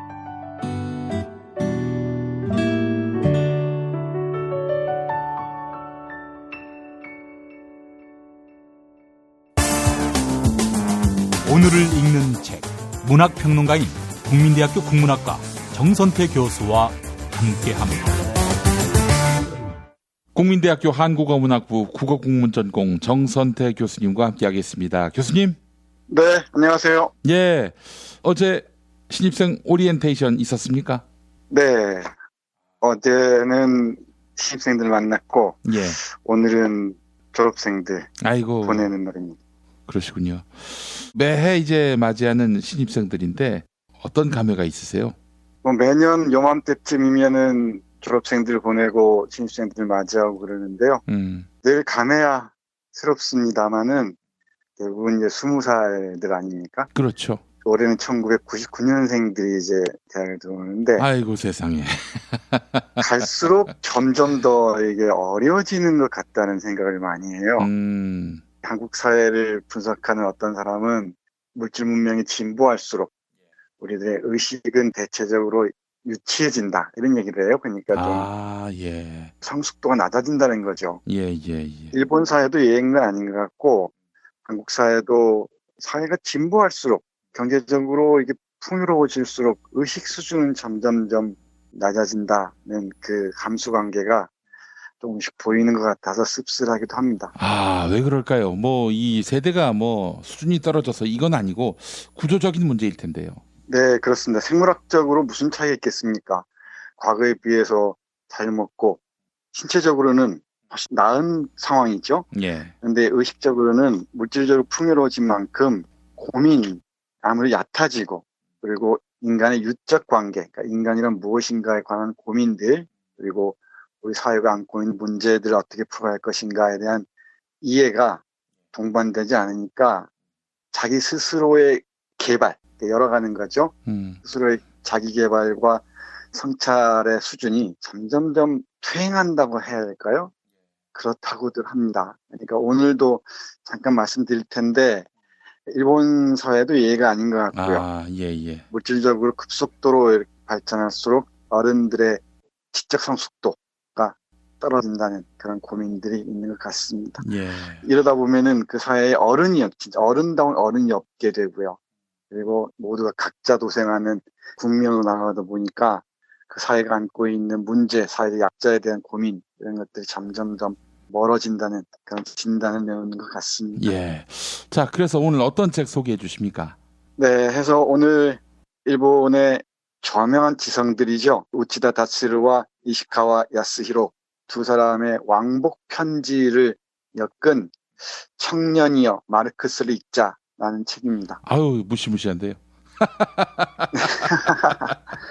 네, 제가 칼 마르크스는 몇 번 소개해드렸어요. 마르크스 직접 쓴 글은 조금 난해해서 말씀드리지 않았는데 좀 우회해서 두세 번 말씀드린 적이 있는 것 같습니다. 하나는 영국의 대표적인 문학 비평가가 쓴 왜 마르크스가 옳았는가 또 소개해드린 적이 있고요. 또 시골 빵집에서 잡음눈을 굽다도 소개해드린 적이 있습니다. 그리고 칼 마르크스의 경제학 철학 수고도 소개해드린 적이 있는 걸로 기억하는데 맞는지 모르겠습니다. 이 책은 그렇게 어렵지가 않습니다. 칼 마르크스를 직접 읽기가 조금 부담스러우신 분들이 읽기에는 참 좋은 친절한 그런 책이라고 할 수 있습니다. 이 책에서는 주로 이제 공산당 선언, 김 PD 말씀대로 말만 들어도 무시무시하다 그러는데 공산주의 선언, 공산당 선언은 명문으로 남아 있습니다. 아마 인류 역사의 최고의 명문장 하나로 꼽힐 겁니다. 문장에 힘찬 것도 힘찬 거지만 이 안에 품고 있는 사유의 거대한 뿌리 이런 건 뭐 놀라울 정도죠. 그리고 독일 이데올로기, 유대인 문제 등등에 관한 중요한 그 저작들에 관한 소개들이 있어요. 근데 이 책을 제가 소개해드린 이유는 앞에서 말씀드렸듯이 마르크스를 읽자, 마르크스 읽어야 인생 문제가 풀린다 이런 게 아니고 우리 사회의 고민의 깊이가 어떤 위대한 사상가 그리고 우리가 살고 있는 이 자본주의 사회에 대한 깊이 있는 고민 전제할 때 비로소 그 사회가 점점점 나아진다는 그런 생각을 공유하기 위해서입니다. 이 책을 쓴 그 우치다 다스루라는 학자가 얘기한 것 조금만 들어보면 이렇습니다. 일본 사회를 예로 들면서 일본 사회는 오랫동안 그 사회를 이끌어온 이른바 어른이라는 사람들이 70년대까지만 해도 있었는데 그 사람들이 기본적으로 어떤 분야에 있든 마르크스는 기본이라고 생각했다는 거예요. 그러니까 어른들이 그래도 있었다는 거죠. 그런데 70년대 이후 풍요 사회가 오면서 이 마르크스가 완전히 사라져버렸고 그리고 80년대 후반에는 소련 붕괴와 함께 마르크스의 시효가 만료됐다고 생각하는 사람들이 많아졌던 것 같습니다. 그러다 보니까 우리가 살고 있는 자본주의 사회가 문제가 무엇인지 그 안에서 우리는 무엇을 해야 할 것인지에 대한 깊이 있는 이해가 없어져 버리고 오히려 무한 경쟁만이 남아서 소비가 존재 이유가 돼버린 그런 상황 속에서 그 사회는 점점 유치해져 버렸다는 얘기입니다. 일본의 나이 든 사람들이 유치한 정도를 보자면 말할 수 없을 정도라고 이 사람이 얘기를 해요. 그래서 이 우치다 다스루가 얘기한 그 관련 부분 잠깐 읽어보겠습니다. 마르크스주의의 사람들이 매혹당한 가장 큰 동기는 가난한 사람들, 배를 고르는 사람들, 수탈당하는 사람들, 사회적인 불의를 견디는 사람들에 대한 우리 자신의 양심입니다. 고통에 시달리는 사람들이 버젓이 곁에 있는데 자기는 편하게 지내고 있다는 불공평함에 대한 죄의식을 느끼게 되고 거기에서 공정한 사회를 실현하지 않으면 안 된다는 강한 사명감이 자라나지요. 그러나 1970년대 중반에 들어서면 그러한 양심의 괴로움을 느낄 만한 대상이 우리 시야에서 사라지고 맙니다. 아마도 마지막으로 일본인에게 양심의 고통을 느끼게 한 것은 베트남 전쟁 때 불에 타 죽은 베트남 농민이었을 겁니다. 뉴스 화면을 보면서 일본이 베트남 전쟁의 후방 지원 기지로서 그들의 학살에 간접적으로 가담했고 그 덕분에 일본인은 전쟁 특수로 인한 경제적 풍요를 누린다는 사실에 부끄러움을 느꼈던 것이지요. 하지만 1975년 베트남 전쟁이 끝나자 일본인은 양심의 고통을 느낄 만한 상대를 더 이상 찾을 수 없었어요. 그 후 처음에는 다소 미안한 듯 조심스러웠지만 나중에는 여발한 듯이 우리는 이렇게 잘 살고 있다. 이렇게 풍요를 누리고 있다. 이렇게 쾌적한 생활을 하고 있다 하면서 자랑스럽게 떠들게 되었습니다. 이런 사회에서 누가 마르크스를 읽겠어요? 네, 이렇게 쭉 이어지는 글입니다. 예. 조금 더 설명드리자면은 가난한 사람들, 굶주리는 사람들, 억압받는 사람들, 수탈당하는 사람들, 사회적 불의에 고통당하는 사람들이 있는데도 자신들이 잘 산다는 걸 받아들이는 것은 양심의 고통이라고 생각했다는 거죠. 그 양심의 고통을 느끼는 전제가 일종의 자본주의 사회의 모순을 자각했던 마르크스라는 거대한 지성 덕분이었다고 이 사람은 생각하는 겁니다. 예. 그러니까 이 글을 쓴, 이 왕복 편지를 쓴 두 사람에 따르면은 젊은 시절에 마르크스를 읽은 것 자체가 자신들 어른으로 만드는 결정적인 자양분이었다고 고백합니다. 예. 그리고 마르크스 읽으면서 어떤 지적인 환희를 느끼고 자신이 살고 있는 일본 사회가 좀 더 바람직한 방향으로 나아갈 수 있도록 고민하는 계기가 되었다는 것입니다. 예. 요약하자면 이렇게 얘기할 수 있을 거예요. 힘없고 가난한 사람들에게 공감과 연민과 양심의 고통을 느끼는 단계를 거칠 수밖에 없다는 그런 사실. 그게 우리가 살고 있는 그 사회의 핵심적인 문제라는 사실. 이 점을 깨닫지 못한다면은 인간은 어른이 될 수가 없다는 것입니다. 예. 우리 사회에 차별받는 사람들이 있는데, 억압받는 사람들이 있는데, 오로지 문제를 나로만 좁혀버리고, 나만 잘 살면 된다. 나의 이익만 극대화하면 된다. 라는 그런 사람들이 많아질수록 그 삶은 점점 고통스러워지고 더 힘들어지고 궁극적으로는 자신의 삶마저 엉망진창으로 만들어버린다는 것이죠. 예. 결국은 자기 삶에 대한 깊이 있는 그 예의를 갖추기 위해서라도 이 마르크스라는 거대한 지성과의 대면은 불가피하다는 게 두 사람의 얘기인 것 같습니다. 예. 그래서 저는 새로 들어온 우리 젊은 학생들에게 한국 사회에서 이 마르크스를 읽는다는 게 금기처럼 돼버렸지만 저는 강하게 주장합니다. 우리가 살고 있는 사회의 모순들을 이해하기 위해서라면 바로 마르크스를 만나야 한다. 그리고 29살에 27살의 엥겔스와 함께 공산주의 선언, 공산당 선언이라는 걸작을 써서 이 사회를 뒤흔들어 놓은 그 패기를 배워야 한다고 얘기를 합니다.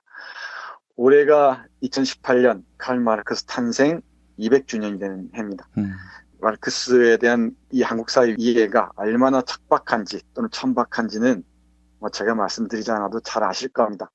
식민지 경험, 분단 경험, 독재 경험 속에서 마르크스는 거의 금기어가 되어버렸고요.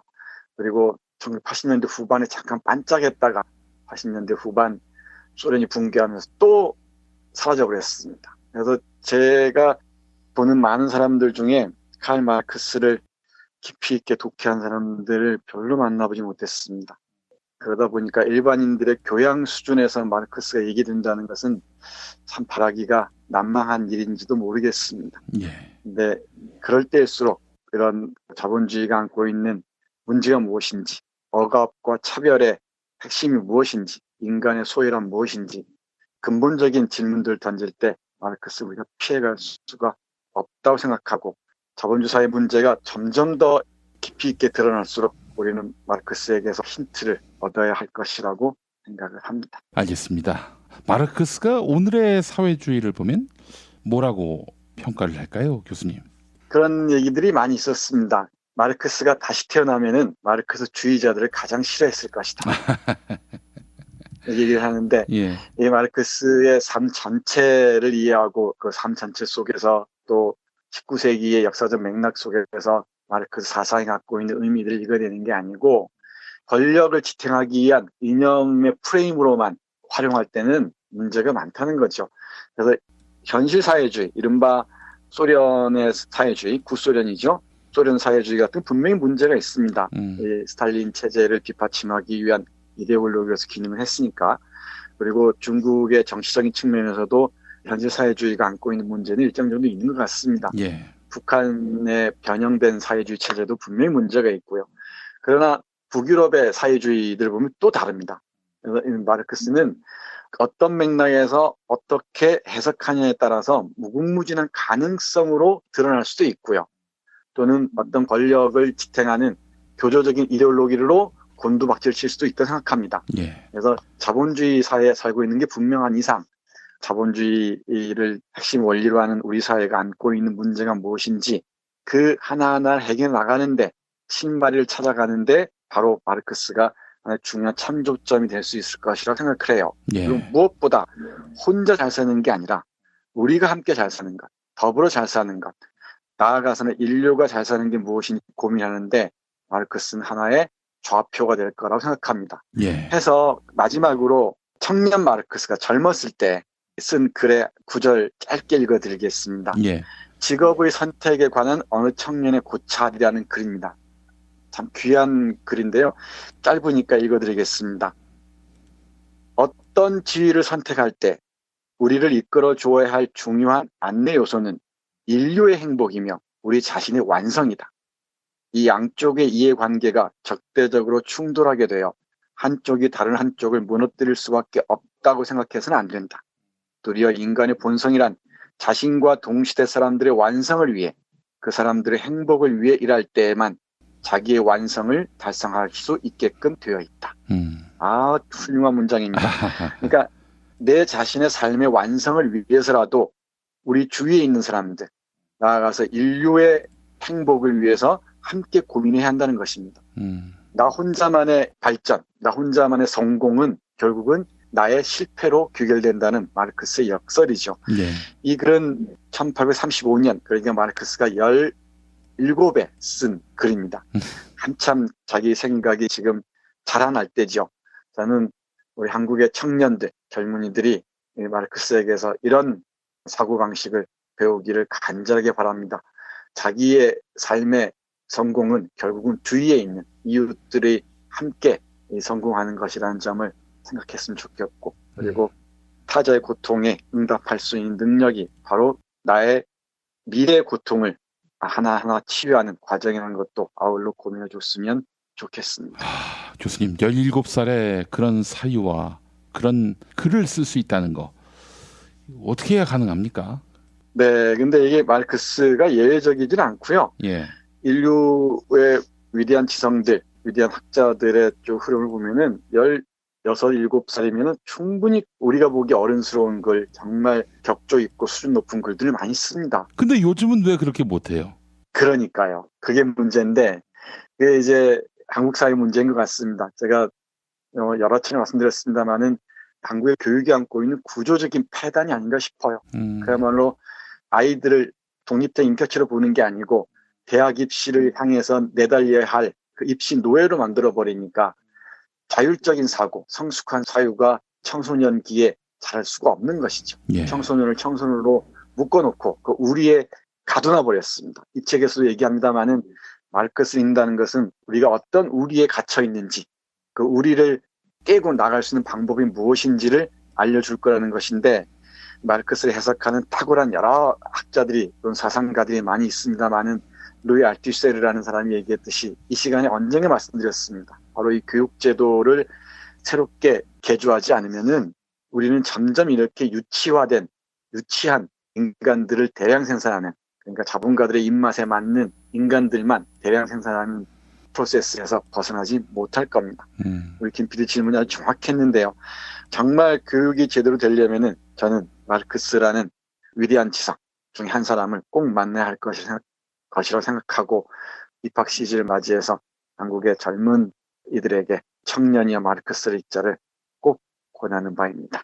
예, 알겠습니다. 자, 정선태 교수님, 오늘 말씀 잘 들었습니다. 네, 고맙습니다.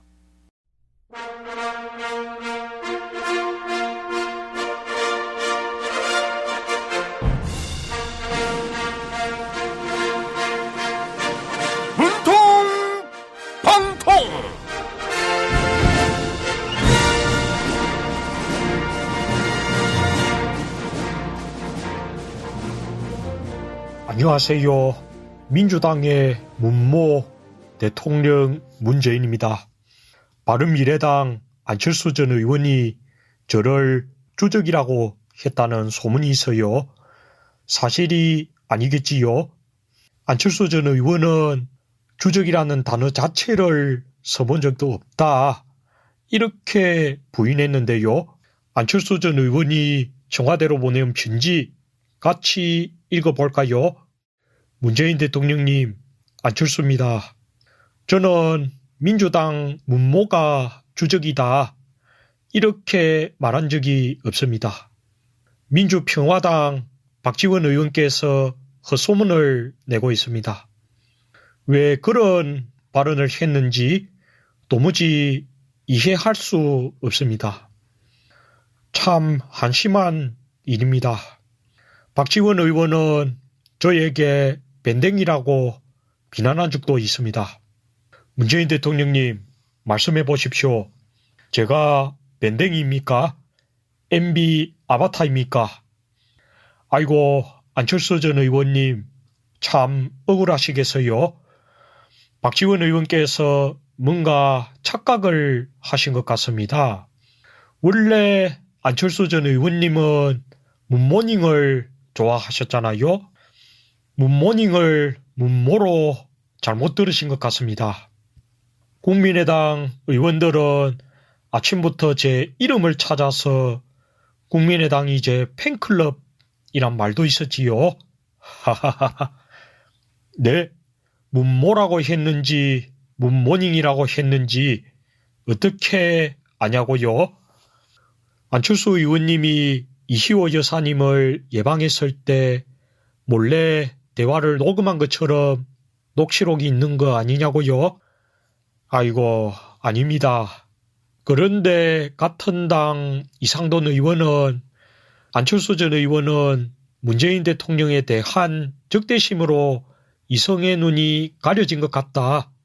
이렇게 말해서요. 정말이에요? 네? 이상돈 의원은 헛소리만 하는 사람이라고요. 안철수는 아마추어고 이미 정치적으로 다 종친 사람이다. 이렇게 말했었다고요. 아니, 안철수 전 의원님, 2011년도에 인문학은 아는데 정치 쪽은 잘 모른다. 이렇게 말씀하셨잖아요. 이상돈 의원이 사람 보는 눈이 있네요. 안철수 전 의원님에게 가수 홍갑 씨가 부른 몰라요 띄워드리겠습니다. 몰라요 정말 아무것도 생각이 나지 않아. 몰라요 정말 아무것도 생각이 나지 않아. 그러나 비가 와 그리고 눈이 와 그리고 잠이 와 또 전화가 와. 그러다 일어나 그리고 술이 와. 대충 이런 식이야.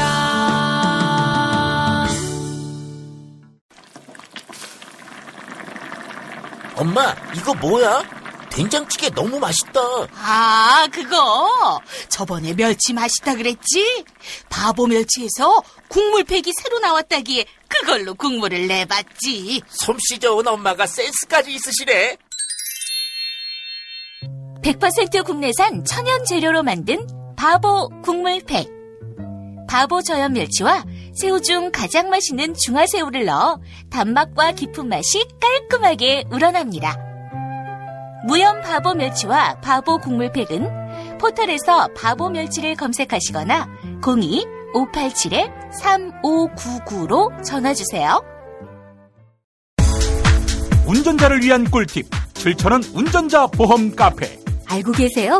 교통사고가 나면 형사합의금, 벌금, 변호사 비용.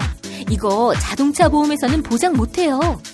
운전자 상해까지도 책임져드리는 7,000원 운전자 보험 카페.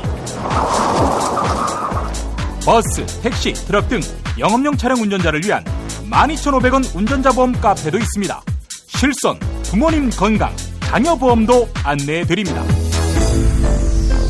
02849-9730. 연중 무휴라 언제든 02849-9730. 최저임금, 꼼수, 불법. 신고하세요. 최저임금 올랐다는데 내 월급만 안 올랐네. 신고하세요. 민중당 최저임금 119 운동본부. 상여금을 기본급에 포함시킨다고? 신고하세요. 민중당 최저임금 119 운동본부. 근로시간 줄이기, 식대 기본급에 끼워 넣기. 신고하세요. 070-5118-2119. 카카오톡 검색창에 최저임금 119 운동본부를 검색하세요. 최저임금 지키는 민중당. 이주노동 희망센터 이사 권영국 변호사입니다. 이주노동 희망센터는 동남아시아 저개발 국가의 이주노동자들과 함께하고 있습니다. 시골 오지 마을에 학교를 만들고 마을 주민들이 공동체를 이루어 운영하도록 돕습니다. 포털 검색창이나 페이스북에서 이주노동 희망센터를 검색하시어 후원회원이 되어주세요. 노동 존중 생산과 소비를 통한 사회연대를 추구하는 문자당이 함께합니다.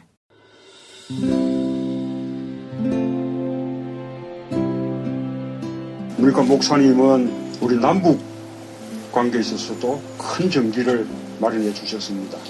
늦봄 문익환 목사 탄생 100주년. 민주화와 통일운동을 위해 11년 4개월간 옥고를 마다하지 않은 행동하는 양심. 오늘 우리가 누리고 있는 이 민주주의 또 문익환 목사님의 덕분이 아주 큽니다. 그가 24년 동안 살았던 서울 강북구 인수봉로 통일의 집이 6월 1일 문익환 통일의 집 박물관으로 거듭납니다. 사람들이 이렇게 항상 북적북적 이렇게 했던 공간이라 아버지한테만 아니라 우리 모두들한테 굉장히 큰 의미가 있는 통일의 역사를 기억하며 통일의 길을 모색하는 문익환 통일의 집 박물관 기념사업 추진위원으로 함께해 주시겠습니까? 이건 단지 어떤 유가족들의 유산이 아니라 우리 시대가 가지고 있는 유산이기 때문에 자세한 안내는 포털 사이트에서 문익환 통일의 집을 입력해 주세요.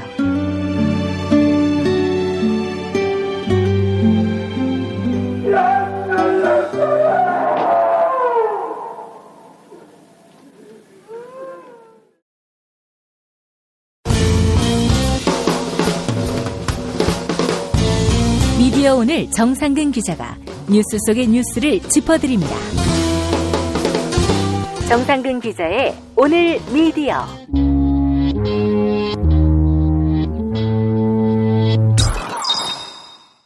미디어 오늘 정상근 기자 어서 오십시오. 네, 안녕하십니까. 예. 자, 오늘 어떤 이야기 함께 할까요? 네, 그 오랜만에 송희영이라는 이름을 꺼내보려고 하는데요. 아, 조선일보 주필 출신. 네네, 조선일보 주필 출신이고 그만뒀죠. 그래서 지금은 아무 일도 하지 않는 걸로 알고 있는데. 아니죠. 세계 평화와 양극화 해소를 위해서 집에서 쉬고 있습니다. 아, 전 세계 평화와 양극화 해소를 위해서 지금 피고로 활동하고 있다고.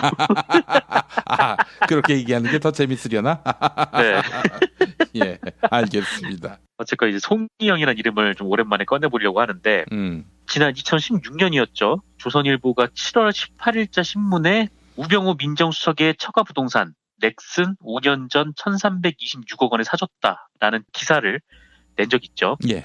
그리고 이날 TV조선이 윤상현 의원이 4.13 총선에서 진박의 공천 개입을 시사했다. 뭐 이런 내용의 녹취록을 폭로하기도 했었고요. 예. 그래서 이때부터 조선일보와 청와대의 싸움이 시작이 됐는데, 물론 뭐 그 물밑에서 조선일보와 친박 진영이 좀 갈등이 있다. 좀 이런 얘기는 있긴 했었어요. 근데 이때부터 이제 그게 표면화가 됐던 거죠. 예. 그래서 이에 대한 이제 청와대의 보복은 8월에 시작이 됐습니다. 이석수 청와대 특별감찰관이 조선일보의 감찰 내용을 누설하고 있다. 이런 MBC 보도가 시작이었는데요. 예. 이때 우병우가 장악하고 있던 박근혜 정부 검찰이 조선일보 기자의 핸드폰을 압수수색하기도 했었죠. 그리고 기어이 청와대 관계자 입에서 연합뉴스를 통해서 조선일보를 부패 기득권 세력 이렇게 규정을 하기도 합니다. 그리고 이때 부패 기득권 세력이란 말이 나오고 나서 송희영이란 이름이 등장을 해요. 예. 김진태가 2016년 8월 26일에 기자회견을 하는데 이 송희영이 워크아웃 중인 대우조선의 양 임직원들하고 뉴스컴의 박수환 대표, 산업은행의 민유성 전 은행장 이 사람들과 함께 전세 제트기를 타고 해외여행을 갔다 왔다 이런 폭로를 했습니다. 예. 그리고 여기서 이제 초호화 요트까지 탔다 이런 주장을 했는데 그리고 이제 송희영은 그 대가로 대우조선 해양과 관련해서 우호적인 사설을 지면에 연달아 실었다. 이게 이제 폭로에 주된 내용이었어요. 그래서 이 상황을 본 이후로 이제 진짜 이 청와대와 조선일보의 개싸움이 시작되는구나. 엄청난 기대를 하고 이제 봤었는데. 그런데 바로. 네. 안타깝게도 이후에 이제 한겨레 JTBC를 필두로 최순실이란 이름이 꺼내짐으로써 이 개싸움의 끝을 못 보고 말았죠. 사실은 한겨레 JTBC 보도가 없어서 최순실 게이트가 열리지 않았더라도 전 조선일보가 꼬리를 내렸다고 봅니다. 맞아요. 그때 우병우를 딱 치고 나서 이 청와대가 강경하게 딱 나오니까 꼬리를 내리는 모습을 좀 보이긴 했었죠. 그렇죠. 그러다가 이제 JTBC에서 태블릿 PC를 보도하니까 그 다음날 이제 부랴부랴 그 최순실의 의상실 영상을 공개를 하기도 했었습니다. 그래서 어쨌건 이렇게 청와대와 조선일보의 싸움이 마무리가 됐는데 마무리라고 하기엔 좀 이상하지만요. 그리고 나서 이 중간에 서 있던 송희영이 지금 잊혀졌어요. 예.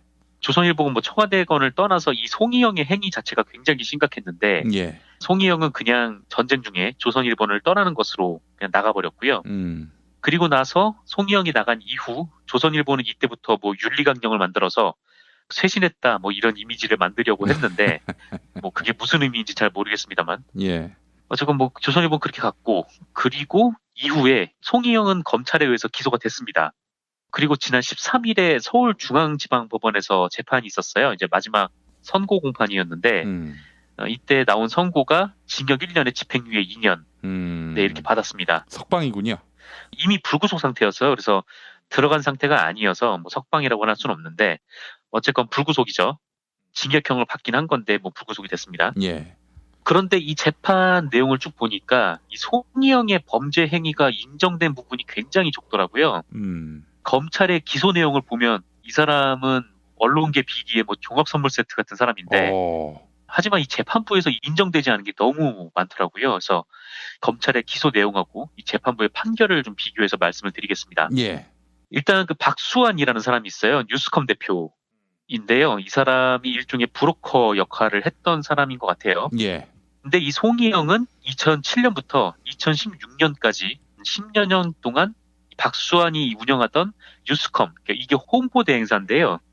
이 뉴스컴의 영업을 돕고 기사 청탁을 들어주는 대가로 수표, 현금, 골프 접대 이렇게 해서 총 4,947만 원에 달하는 금품과 향응을 받은 혐의를 받았습니다. 이 청탁도 되게 깨알 같은 청탁이었는데요. 박수환이 송희영한테 2014년 8월경에 자신의 지인이 출간한 자서전이 있다고 기사로 소개해달라고 이런 청탁을 했고요. 그리고 2014년 10월에는 자신의 고객인 외국계 담배 제조사 BAT 코리아의 입장에 반하는 정부의 담배 개별 소입세 도입 정책에 대한 비판 기사를 써달라. 이런 청탁을 하게 됐고요. 그다음에 2015년 4월경에는 자신의 고객인 멀린 엔터테인먼트가 개최하는 전시회 소개 기사를 써달라. 이렇게 청탁을 했고요. 예. 2015년 7월에도 GE 코리아와 경쟁 관계에 있는 미쯔비시의 불리한 기사를 써달라. 이렇게 청탁을 했습니다. 그리고 그 대가로 2007년 12월 초순경부터 2015년 5월 25일까지 이 송희영한테 총 12회에 걸쳐서 합계 4,947만 원 상당의 재물 또는 재산상 이익을 공여했다는 게 검찰의 주장이었어요. 예. 그런데 이에 대해서 이 박수환이 송희영에게 부정한 청탁을 한 것으로 재판부는 판단을 하긴 했는데 이 청탁의 대가를 딱 이것만 인정을 했어요. 이게 뭐냐면은 박수환이 송희영과 함께 골프를 쳤던 것에 대해서만 대가성을 인정을 한 거예요. 그러니까 나머지 수표, 현금 이렇게 제공한 것은 청탁으로 인정을 하지 않았습니다. 왜냐면은 돈을 준 시기하고 청탁을 한 시기가 멀다는 게 재판부의 설명이었어요. 그러니까 박수환은 이 송희영한테 2007년 12월에 1,000만 원, 그리고 2008년 3월에서 6월경에 또 1,000만 원, 또 2008년 7월 22일경에 1,500만 원, 뭐 이렇게 2000년대 후반 정도에 계속 이제 돈을 줬는데 이게 기사는 한 2010년대 중반쯤에 나왔다는 거죠. 예. 그래서 그게 기사 청탁의 대가로 보기 어려웠다는 건데 이게 좀 상식적으로 지금 말이 안 되죠. 박수환이 뭐 산타 할아버지도 아니고 송희영에게 아무 의미 없이 일방적으로 돈을 줬겠습니까? 글쎄 말이에요. 다 나중에 이제 기사로 이제 써먹으려고 줬을 거로 보이는데 예. 법원에서는 그냥 골프를 쳤던 것만 청탁으로 인정을 한 거죠. 법원도 두 사람을 뭐 오랜 기간 동안 스폰서 형태의 유착 관계라고 정의를 했는데 꼴랑 골프 한번 치고 송희영이 기사를 썼다라고 본 거예요. 그러니까 나머지는 돈을 주긴 했는데 이게 대가성이 인정되지 않는다. 뭐 청탁을 한 걸로 보이지 않는다. 이런 거죠. 아니 우리 법원은 왜 이렇습니까? 글쎄요. 만약에 뭐 송희영이 아니라 그냥 일반적인 서민이 그 예전에 뭐 그런 일이 있었잖아요. 그 버스비 2,400원인가? 그게 이제 비었는데 그걸 횡령으로 인정을 해가지고 해고가 정당하다 이런 판결을 내리기도 했었죠. 사법부가. 예. 근데 그런 거에 비하면 정말 사회적 지위라고 할까요? 지위 같지 않은 지위지만 어쨌건 그런 사람들한테는 굉장히 관대하게 판결을 하는 것 같아요. 이런 걸 갖고 잘못됐다고 얘기하면은 자기 과거도 털리는 거 아닌가 이런 염려가 선 것은 아닐까요? 누가요? 제가 누구라고 얘기 안 하겠습니다. 주어를 얘기하지 않겠습니다. 괜히 또 특정을 하면은 좆될 수가 있어서 예 그냥 뭐. 네 그렇군요. 예. 슬쩍 물어봤는데 나를 악의 구렁텅이로 몰려고 하는 음모에 제가 휘말리지 않았습니다. 정상근의 뉴스 브리핑은 이렇게 건너가고.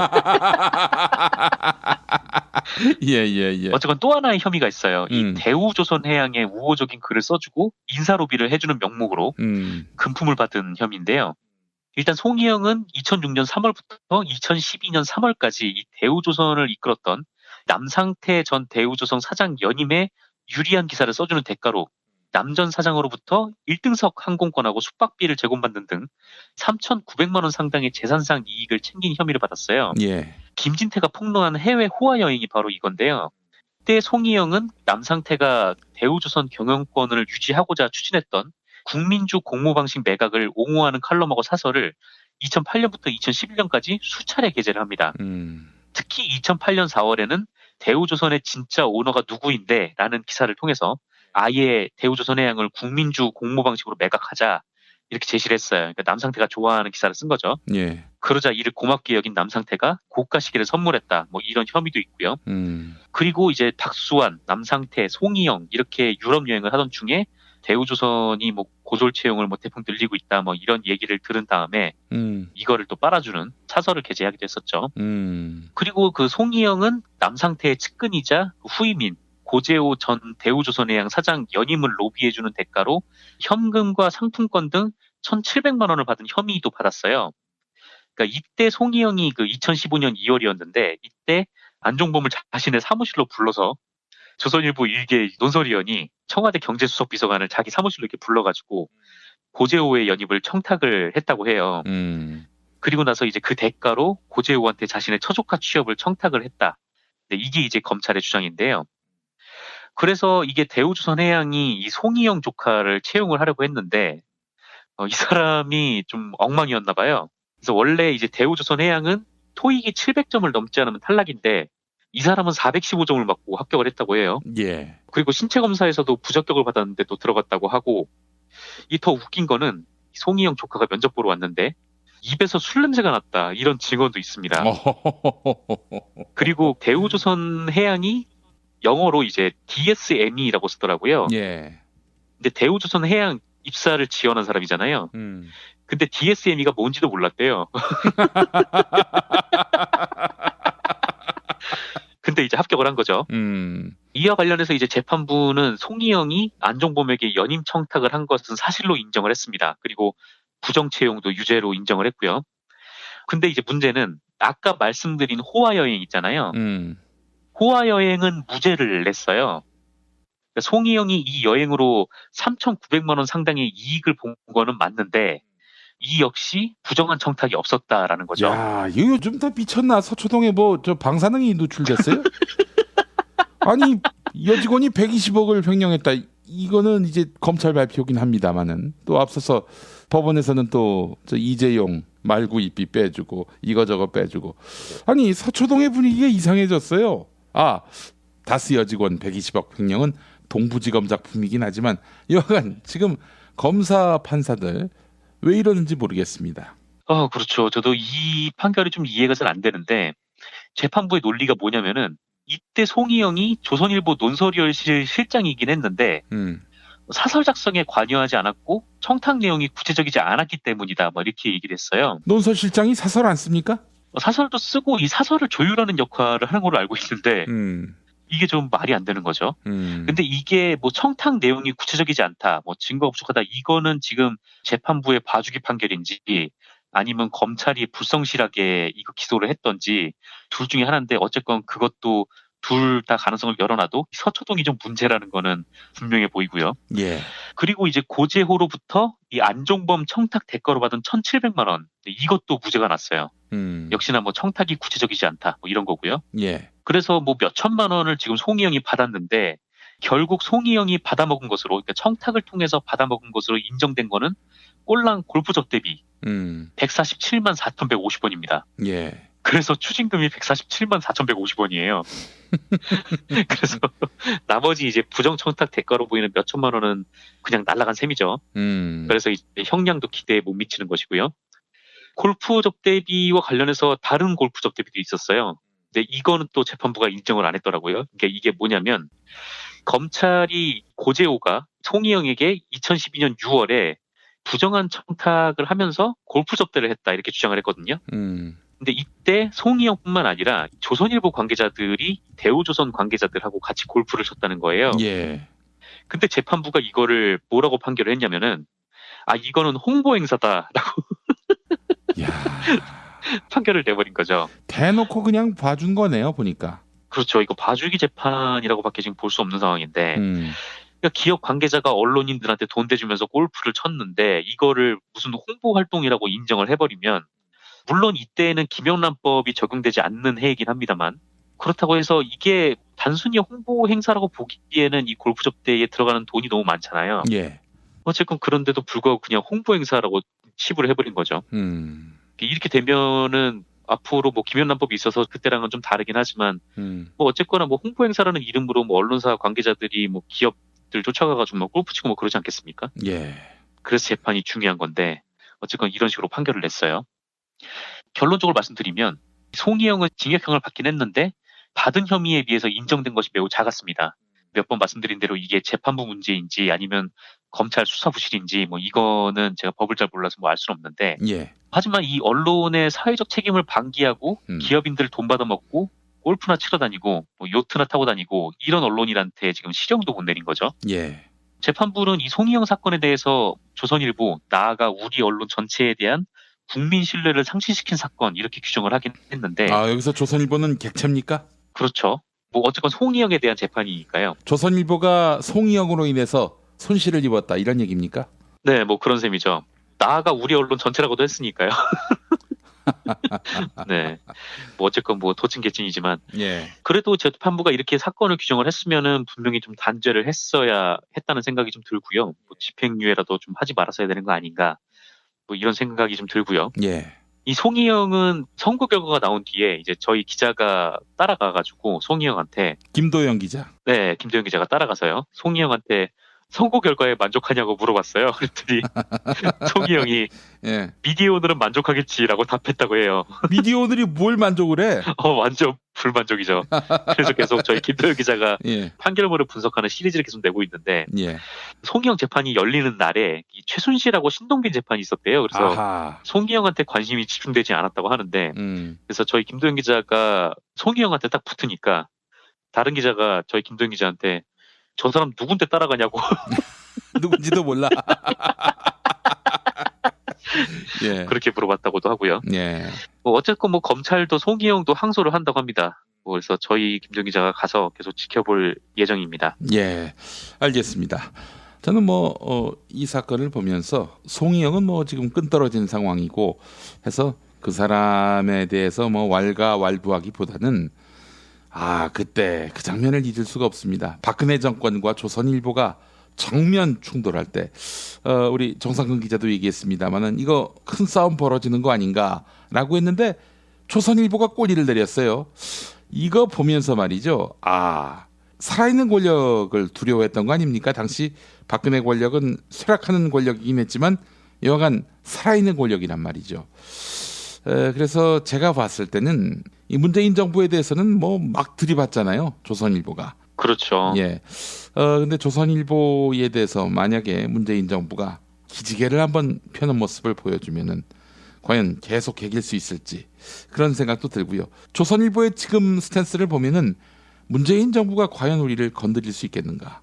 아니 괜히 잘못 건드렸다가 언론 탄압한다 이런 얘기를 듣길 싫어할 테니 우리를 건들지 않을 것이다.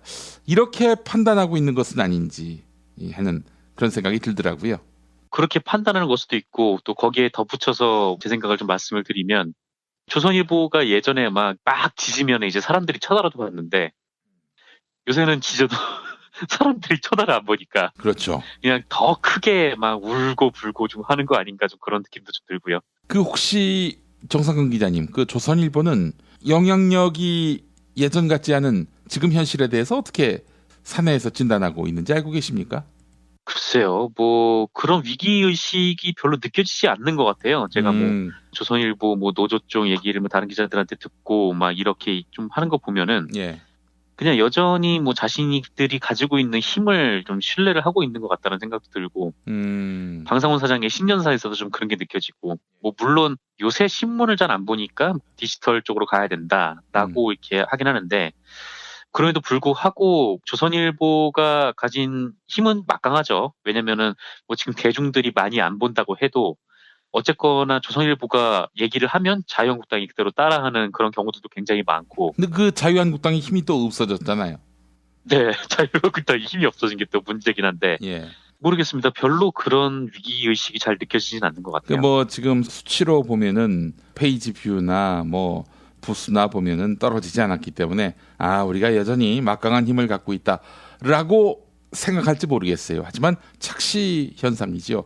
아니 영향력이 없잖아요. 자기들이 아젠다 세팅을 해봐야 사람들이 거기에 동조하지도 않고 따라가지도 않고.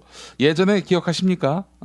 내일은 늦으리 이런 환경 캠페인 했을 때 하여튼 조선일보가 한번 깃발을 드니까 학교마다 공공기관마다 다 내일은 늦으리 이런 그 스티커를 붙이면서 조선일보 아젠다 세팅에 협력을 했던 때가 있었는데 지금은 뭐라고 얘기하고 있는지 사람들이 관심도 없고. 또 흥미로운 건 뭐냐면 조선일보 문화부 기자들이 그렇게 프라이드를 느낀다면서요? 네, 문화부 쪽에서는 조선일보 기자들이 넘버원이다 그렇게 생각하는 사람들이 그러니까 왜냐하면은 그 넘버원이라고 생각하는 이유가 우리 신문 정치면은 사람들이 안 보니까 문화면은 본다 이거 아닙니까? 한마디로 얘기해서. 조선일보 문화면을 보면 가끔 그 조선일보답지 않은 기사가 나오긴 해요. 그래서 어떤 취재원이 말이죠. 한 번은 자기한테 조선일보 기자가 전화를 해서 전 조선일보하고 인터뷰 안 합니다 라고 했더니 이 조선일보 기자가 저희는 문화부인데요.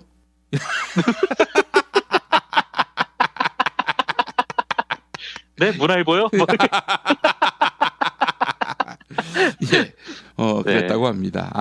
우리 조선일보가 아직 자기 주제를 잘 파악하지 못하는 것 같아서 참 안타깝다는 생각이 드는데 만약에 문재인 정부가 정말 한번 제대로 조져보겠다 이렇게 마음을 먹는다면 그렇게 마음을 먹을 리는 없겠지만은 마음을 먹는다면은 저는 조선일보가 꼬리 내린다고 봅니다. 네, 진짜 그때 예전에 조선일보랑 청와대랑 막 싸울 때 다들 그렇게 얘기했잖아요. 저 분명히 조선일보가 가지고 있는 게 하나 더 있는데 그게 대체 언제 나올까? 이 개싸움이 진행되면 나오겠지라고 했는데 꼬리를 내려버린 거잖아요. 그렇죠. 근데 나중에 그게 알고 보니까 최순실 영상실 의상이었던 거잖아요. 그런 엄청난 특종을 가지고 쫄보처럼 그냥 꼬리를 확 내려버린 건데 진짜 잘 이해가 안 되죠. 예, 그렇습니다. 이런 조선일보라는 사실을 우리 애청자분들이 분명히 아셔야 할 것 같습니다. 자, 정상근 기자님 오늘 말씀 잘 들었습니다. 네, 감사합니다.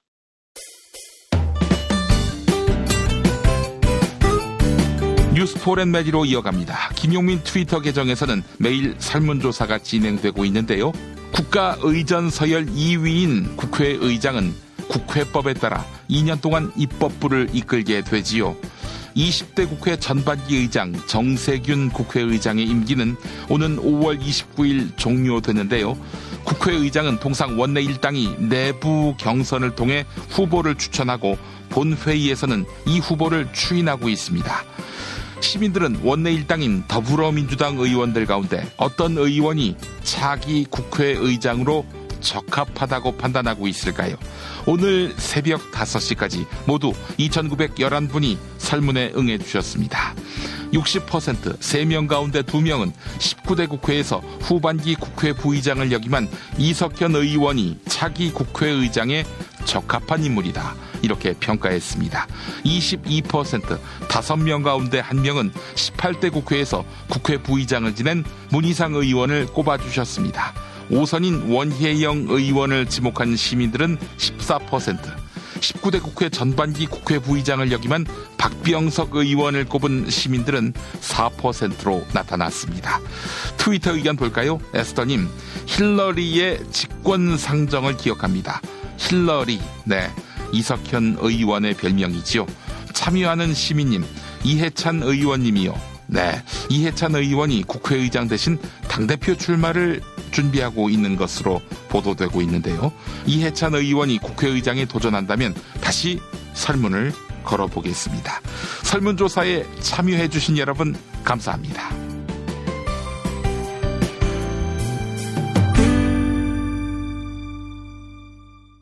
김용민 브리핑 뉴스기 능력평가 정답 맞히신 분들입니다. 어제 문제는 윤성빈 선수가 금메달을 딴 썰매 종목의 이름 맞히는 거였죠. 정답 스켈레톤입니다. 정답자 리티의 정부님, 정답 3번 스켈레톤입니다. 문재인 정부의 국정 운영에 무조건적 반대만 하는 야당의 행태 언제 종식될까요? 뮤직맨님, 체육계의 덕패도 다 드러내야 한다고 생각합니다. 클로징 사연 당첨자 나쁜 녀석들입니다. 게시판에 이메일 적어주시면 별을 따다 구운 가재에서 만든 강릉 두부도넛 보내드립니다. 김용민 브리핑 2부, 김용민의 뉴스 브리핑 알고 계십니까? 지상파 라디오 서울 SBS 러브 FM 103.5와 부산 KNN 러브 FM 105.7로 매일 오전 6시 20분부터 40분 동안 함께하실 수 있습니다. 새벽에 나온 새 소식, 당일 대한민국을 뒤흔들 핵심 이슈, 김용민의 뉴스 브리핑에서 미리 만나실 수 있습니다. 이제 오늘 날씨 알아보겠습니다. 기상청에 최혜윤 리포터가 나가 계시죠? 네, 안녕하세요. 다수는 누구 겁니까? 제 건 아닙니다. 아, 그렇군요. 뉴스 더하기 뉴스, 김용민의 뉴스 브리핑, 최고의 브리핑, 놓치지 마십시오.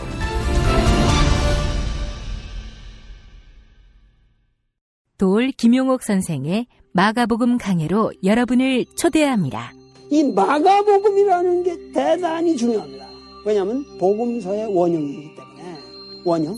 매주 일요일 아침 11시 서울 서대문구 충정로 20, 서울 지하철 충정로역 9번 출구 앞에 있는 벙커원에서 도울과 만나세요.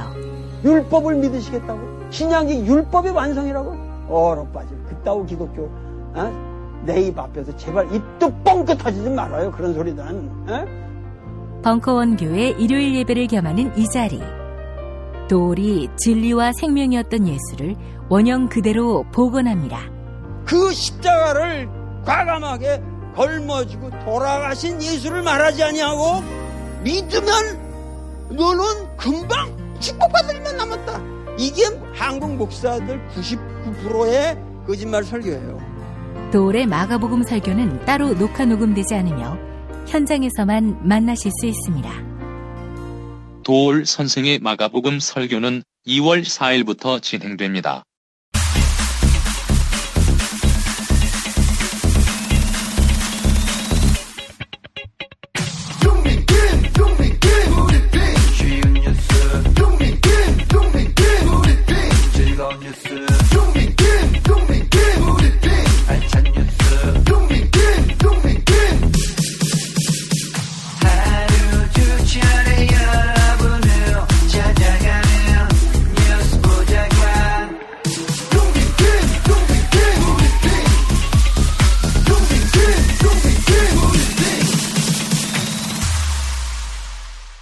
팟캐스트 포털 팟빵의 김용민 브리핑 게시판에 올라온 사연 일부 만나보겠습니다. 나쁜 녀석들님, 정호영 전 특검이 무혐의라니 있을 수 없는 일입니다. 재수사를 촉구합니다 라고 하셨는데, 네, 오늘이 바로 공소시효 만료일이네요. 꼬비에뚜님, 돼지 엄마 싸우는 사람들 특집 너무 좋았습니다 라고 해주셨습니다. 감사합니다. 던힐 안피어님, 이명박 장로 11조는 하셨는지 궁금하네요 라고 해주셨습니다. 애청해주신 여러분 감사합니다. 2018년 2월 21일 수요일 김용민 브리핑을 모두 마칩니다.